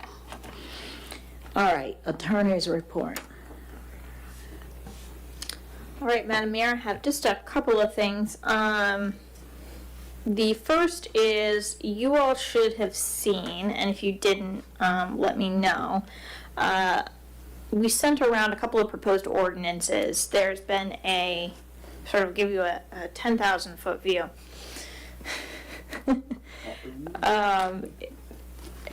I think that you'll recall when Danielle and I first started out as your attorneys, we had some legal questions about public camping and public sleeping. And at the time, we advised you that there was no Florida statute that allowed us to do what we were trying to do. That has changed. The Florida legislature has passed a statute which requires cities to prohibit anyone from engaging in public sleeping or public camping. So starting January 1st, we have to ensure that we are not allowing that. We would like to codify that prohibition in you all's code and provide for penalties and such. So we sent around a couple of examples. I don't know if anyone had any thoughts on those. If you'd like us to just come forth with, generally speaking, the question is penalty, no penalty. As far as the penalty, how severe is the penalty? Just removal? Is it trespassing? Is it a fine? Getting a general sense from you all. So if you haven't seen those ordinances, let me know. We would like to bring that back to you all ASAP so that we can get those done as quickly as possible. Okay. So do we have a sort of general sense of, would you like us to bring it back for a first reading with sort of what most of our municipalities have seen as far as a minimal fine, which increases with every different violation of the ordinance, and then generally speaking outlines the statute of that there's no public sleeping or public camping permitted? Is that agreeable to everyone? What's a minimal fine? I think some of them start out with $25 and then it increases from there. You can start higher. I think some of them start at $125. I'm not sure if there's a sense from you all of where you would like to start. Why are we finding usually a homeless person that has little or no money? And again, I'm not pushing up against the wall. When we have the ability to, if we have this document saying it's not allowed, you have your authority, your policing authority to be able to call it out and have them removed or jailed. I mean, that's what other municipalities have since this got approved by legislation. Absolutely, that's definitely an option. You all don't have to go to the fine. You could go with just using your police powers. You could go with trespassing someone if they continue to not abide, which is sort of a penalty but not a fine. And they get gone. I mean, because they It's up to you all. I've never been totally homeless, but I've been broke. And the point is, somebody's going to find me, and I don't have any money to pay for a daily fine. That's a joke. Right. I mean, and it's as a human being, it's an insult if the person is urinating, on a right-of-way street or sidewalk or find me. I mean, I can see what they would say, and I'm not trying to play that role, but it doesn't even seem like it's human to do that. You trespass because here comes the popo, and I'm gone. Because they're usually Williston has that now, and it's removed like that. I mean, I just know because I work on a very busy US 27th Street and a very public facility, and we have that, and they have a no trespass, and and we have benches and all that out front of the facility. So guess what happens? We have sleepers, we call them, or whatever, and we offer them a cup of coffee, we offer them a glass of water, and if they don't move on, then we call the Williston Police, and they have a no trespass, and it's gone. They're gone. They don't. We've not had one incident where it was, explosive or threatening or whatever. They know. And that authority has the trespass order and all what they need, because that's what happens with our ASO saying we don't have anything. So my recommendation is to go with the no trespass. Whatever. We're gonna have him to give them a glass of water or a cup of Then coffee. we'll go to Williston. We'll give them your card. But I do agree, because It's a that's human situation. yeah, because that's what I was thinking when I was like, what's a minimal fine? Because that's my point. If they're sleeping at the park, Policing authorities, if it's like Gainesville, they have the reference of where you can go, can't speak for Gainesville, but I know that they've had that, and that's what started, what was the sanctuary facility, that Grace Grace Marketplace. That's what started all that, you know, so. Not that we want to send them to Grace Market when it's not there anymore, but, you know, there are facilities and organizations that can assist, so.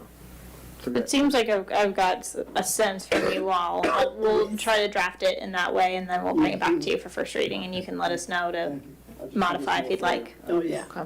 Thank you. Absolutely. I agree. And then the only other update that I wanted to give was on the moratorium and North Central Florida Regional Planning Council. I'm calling it an update. It's really a non-update. We've reached out to North Central Florida Regional Planning Council a couple of times on the moratorium. I've not heard back from them. Deanna, I don't know if you have. Okay. So as soon as I have an update, you all will have an update. But that's the update. Obviously, just as a reminder, we do the moratorium, then we do the revision of your code, and then we move forward that way. I will commit that I chair the North Central Florida Planning Council, 13 counties, 45 city municipalities this Thursday, with the executive committee of which Mr. Coons is sitting right there with me.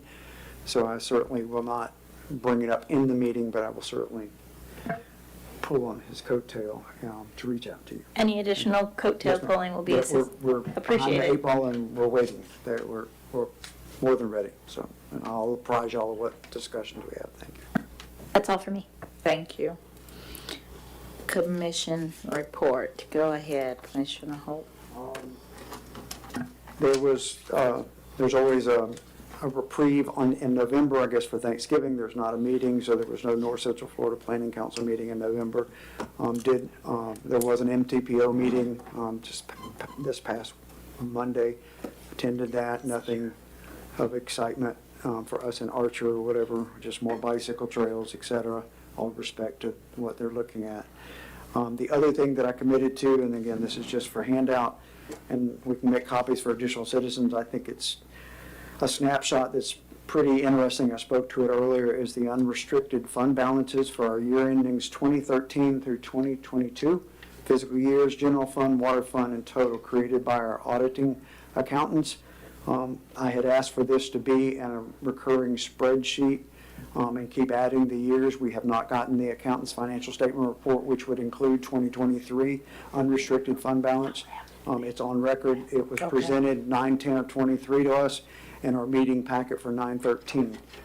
So I have them for just everybody's interested pleasure.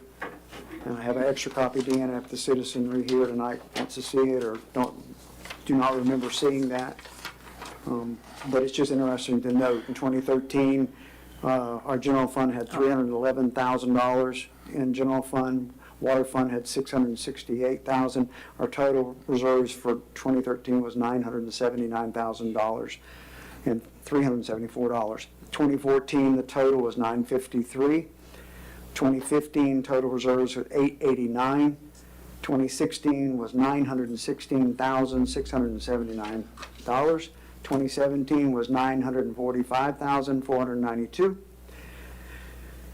2018 was $1,017,585. 2019 was $1,033,365. 2020 was $618,605. The reason for that tremendous drop wasn't because we were giving surplus properties away, because this total includes the surplus properties and the accountant's appraisal value of those properties. 2021 was $667,513. This is when we began the wastewater project, and some funding was used for that. And 2022 was $653,682. So it's certainly been on the decline, but I'm interested to see what 2023 will provide for us. From what I'm hearing right now, it's a negative reserve balance in both accounts in total. And that is what is going to, I think, promote for a full forensic audit. And again, things that our gentleman that's helping us from Newberry, Dallas, is talking about, getting that spreadsheet of all these grants and exactly what we funded and what we didn't. Because apparently, if that reserve is dramatically dropped, it's tapping into the reserves for some accountability of payment, looking for reimbursement. And it's my speculation, until we hear from Caleb And Deanna, if you could add to it or know anything, but this is just for information tonight. And I have copies for the citizenry if you all want it. So that's all I have. Thank you. Vice Mayor. I have nothing. Nothing. What? No. She sounds like Colonel Klink. I know nothing. I see nothing. You didn't take any She does. photos? Oh, my God. I mean, She took some photos, but we don't know where she. I do want to thank Mayor for coming out to my church yesterday. Oh, I did. We are welcoming a new pastor to Archer to my church, and she did come out and give a welcome. That's the only thing I did. I didn't go out and represent Archer nowhere other than that. Don't want You're supposed to represent Archer every day, girl. What are you talking about? What is the name of your church? to St. Joseph. St. Joseph. Thank you, ma'am. Yeah. Yeah. And he's a contractor, so maybe he'll come on up. He's a contractor. That's what I hear. Oh, well, from what I hear and see, he's a nice guy, so I'm looking forward to him. You got a man lift? We can save that money for the Christmas lighting decorations. We got a man lift in that construction company. I don't know. I'll ask To him. lift up. I Okay. will ask him. Just, All right. So, Commissioner Green said she didn't have anything, but I'm willing to bet. She came yesterday, too. Oh, good. She didn't get, because the church can only hold so many under the fire code, and when they didn't let her in, she just left. But she was there. Thank you. So I was saying she didn't have a report, so she said to move on. Mayor Bailey? Yes. May I interject? Please. Commissioner White wanted me to ask Kirsten, have you heard anything on the lawsuit from Mr. Hammond's attorney? I have not heard anything else from his attorney. We've reached out to our attorney that was signed to us from FMIT, and she has been in contact with his attorney. My understanding is generally that we're still in the sort of information sharing phase, so that we're all on the same page about what happened and when it happened and why it happened and how it happened and all that other good stuff. So we've not heard anything additional as far as they're going to file shortly. We haven't heard anything additional on any of that. We have put a request into our attorney with FMIT to see if FMIT covers potentially a countersuit or otherwise a suit against Tony for any of the number of items that we've discussed before. And they're going to look into that and see if that's covered. It's unlikely that it's covered because it's considered a prosecution rather than an offense. But I'll update you all as soon as possible. All right. So, I did attend the national conference because when they were going through paperwork or bills, they found that it had already been paid for. I think back in March, I can't remember, but anyway, it was paid for. Deanna said they tried to cancel, could not cancel because of it being late. So she called and asked me if I could go, and I did go down. I shared a few things with her today, but we're gonna have time to go over it. One of the really important ones that I think is most important is from AquaWorks.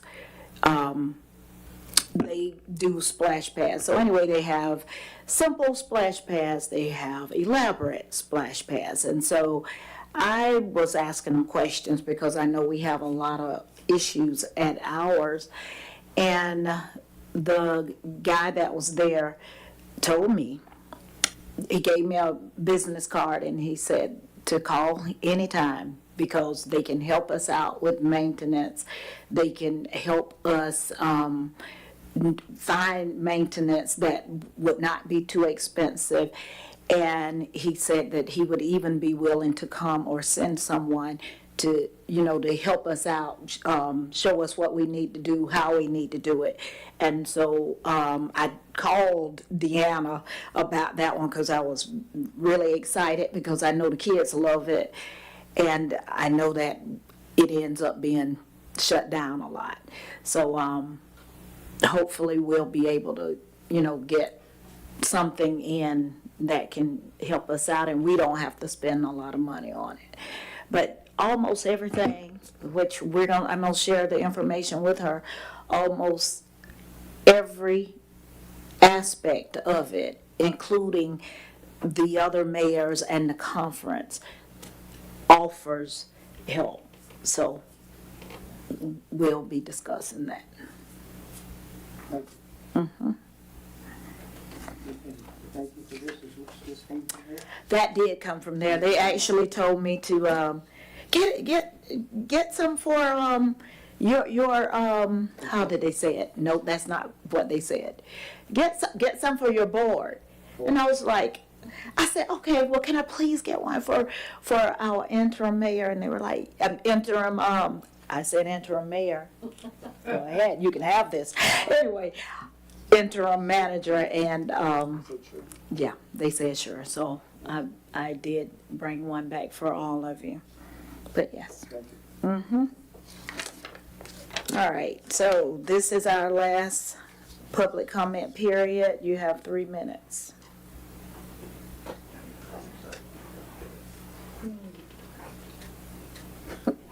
Phil Landowski. Deanna, did you forward to the rest of the commission the comments by the email you got from Karen Fiore? Which one? The one that she sent this morning in regards to issues with the P&L statement? I have not, because the majority of them Dallas is already aware of.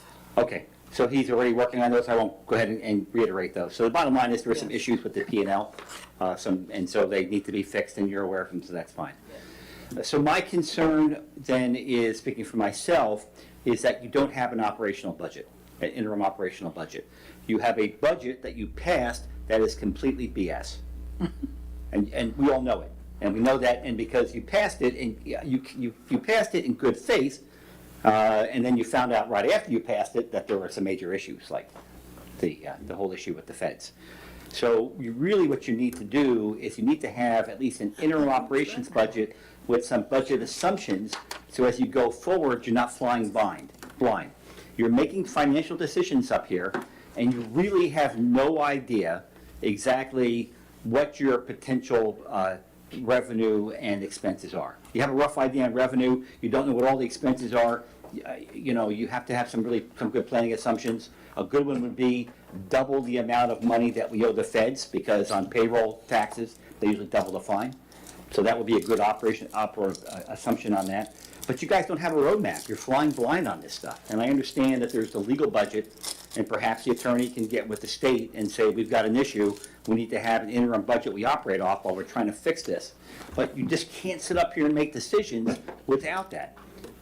Really, it's just not ethical. It just is. It's not good governance. So I asked you this the last time, and I'm going to reiterate it again. Please make it a priority to do an interim operational budget, so you know what you're doing up here when you're making decisions. Because right now, I'm not trying to be mean, but you just don't. You don't have the data, so you can't make good decisions. Thank you. May I say something to Yeah. that? Dallas, when I was asking him about different stuff that you guys were asking about, he said he will probably need a budget workshop at some point too, at least to get some direction on what they want to do. So he's aware of the interim operational budget. Is he going to be here for the next meeting to do that? No, sir. He'll Wow. be back January. Yes, but we were talking by text, but that's what he had said, that he's probably gonna need that, because, yeah, he will need to know direction. But I agree, yes, the budget. Yeah. Yes. You really should not I pass agree. any more expenses unless they're absolutely true emergencies until you have that. I can sit here and you can just blow me off, but when the governor's office comes down here and the Joint Legislative Auditing Committee and they review what you've done, I want to see the plan. it's going to be a problem. So you can blow me off, but you're not going to be able to blow them off. Thank you. Thank you. And it's not the state, it's the federal IRS. Yeah. Yes, sir. The big state. The big state. Yes. Hello, Gene Arnold. Is Dallas, can he do another financial update for us for the December 23rd meeting? Is that possible? He's trying to do some report, yes, sir. Will he be working from here until Christmas, or is he scheduled to work this Friday, next Friday? He works various hours and days. He does have remote access set up, so that way he can do a lot from his home. Okay. That way he doesn't have to travel all the way here. Well, I hope But he's yes, busy coming in to, Yeah, he's been working, yes, he was here this morning actually for several hours. okay, good. Yeah, and just to clarify, it's not that he won't be working from now until the meeting in January. He just won't be able to attend a meeting. He will be working with Deanna that whole time. Okay, couple things from when he spoke last time that I missed. The October credit card statement, you couldn't find it. Did you find it yet? Not yet, no. It's been paid, but I can't find it just yet. $170,000 county grant. He said that you had to apply for it. Have you applied for it yet? That's what the commission approved at our last meeting. Okay, Those are but he the- said that that it hadn't been applied, but it was applied at the, for. Yes, they at the approved last- the interlocal agreements, yes. Okay. Yes, sir. Because I know that he had talked about a paving bill for $116,000. Yes, yes. Cities paying property taxes, has that been resolved, and have you asked for a refund? I filled it, I did the form, and then the lady from Harper Hazer needed a picture, so Public Works mowed it, and I have the picture to send to her. And then Dallas is working on see if we can get our money reimbursed for the past 10 years or whatever he said. Yes. Yes, We're still fantastic. working on that. He made a statement that said no accounting records for the last year. That was a Correct. big statement to make. I don't know what That's the city correct. manager and what Cindy were doing, but for him to say that, and to Commissioner Hope's point of, we went from 600,000 to a negative, where did the money go? That's a huge, where did the money go? Who was in charge of, who's writing checks, I don't know. The P&L statement, and on here, on the budget, it looks like that's 372,000, wasn't accounted for, it just shows up, that's great, but it wasn't budgeted. Interest and other earnings, you're expecting to make $17,000 in interest, I guess, from money in the bank, if I'm understanding that. I don't think that's gonna happen. The gross profit on here is $1,043,000. But when you come to the end on the budget, on the expenses, it's $1,004,000. So there's a shortfall on here of $386,000 that you're just losing. So I don't know how that, maybe it's just not done completely. It's not finished, yes. Okay.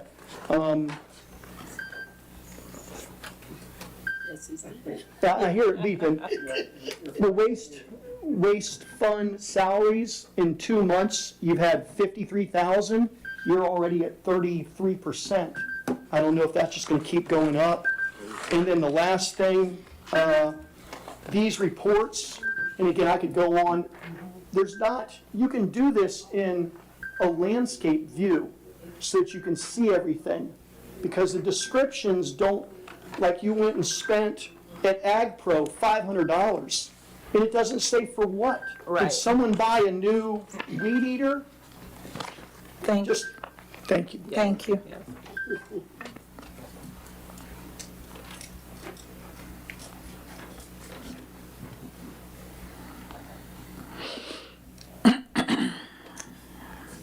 I beg this commission to listen to the citizens, please. Please, please. You know, I've been up here for years saying everything about your finances. I was totally ignored. Bill's been up here for years saying some other things, okay? You know, ever since we knew that we were broke, he's brought by many good ideas and everything. I asked questions last meeting. It seems like we're still being ignored. I when are we gonna know actually how much money we have, how much we owe, and how much, with that agreement to Newberry, how much is that gonna set us back? If we don't go with the sewer system, do we still have to pay Newberry? Somebody wanna answer that? We're bound by 14% of the investment right now. Okay, so we're bound whether we get the sewer system or not. Is that correct? Yeah, we can make all the negative decisions. We don't want this. But these are the cost outlays that Yeah. legal has talked about. There are consequences with whatever Sure. decision we make. Okay. So, not giving you Lori, I don't want to go on the record that I didn't give you an answer tonight, but that's why we're in that process right now, to determine exactly what is the loss to the city on any project that we discontinue. Right, right, okay. Back to the food giveaway. Our guys take almost a whole day to break down the boxes and burn them. Somebody has to be there to burn them, so it takes 2 days, or almost 2 days, 2 different days. I struggle with trying to keep Park Street clean and the other sidewalk that goes to school clean for the children that walk to school and ride their bikes. Public Works is falling behind. We have 2 other churches here in the city of Archer that goes food giveaway. We have 2 food pantries here in Archer. We have the college that has food. We have Bronson that does a food giveaway, a church out there. We have another church less than 4 miles up the road that has food giveaways. We need to get back to taking care of the city, okay? I understand, Commissioner Green, your position and stuff, and nobody wants to take that away from people. But you guys are governing the city, not, you know, being there. We were serving them too, as well. Yeah, well, you know, Bill had to cut his own hangover trees, several months ago,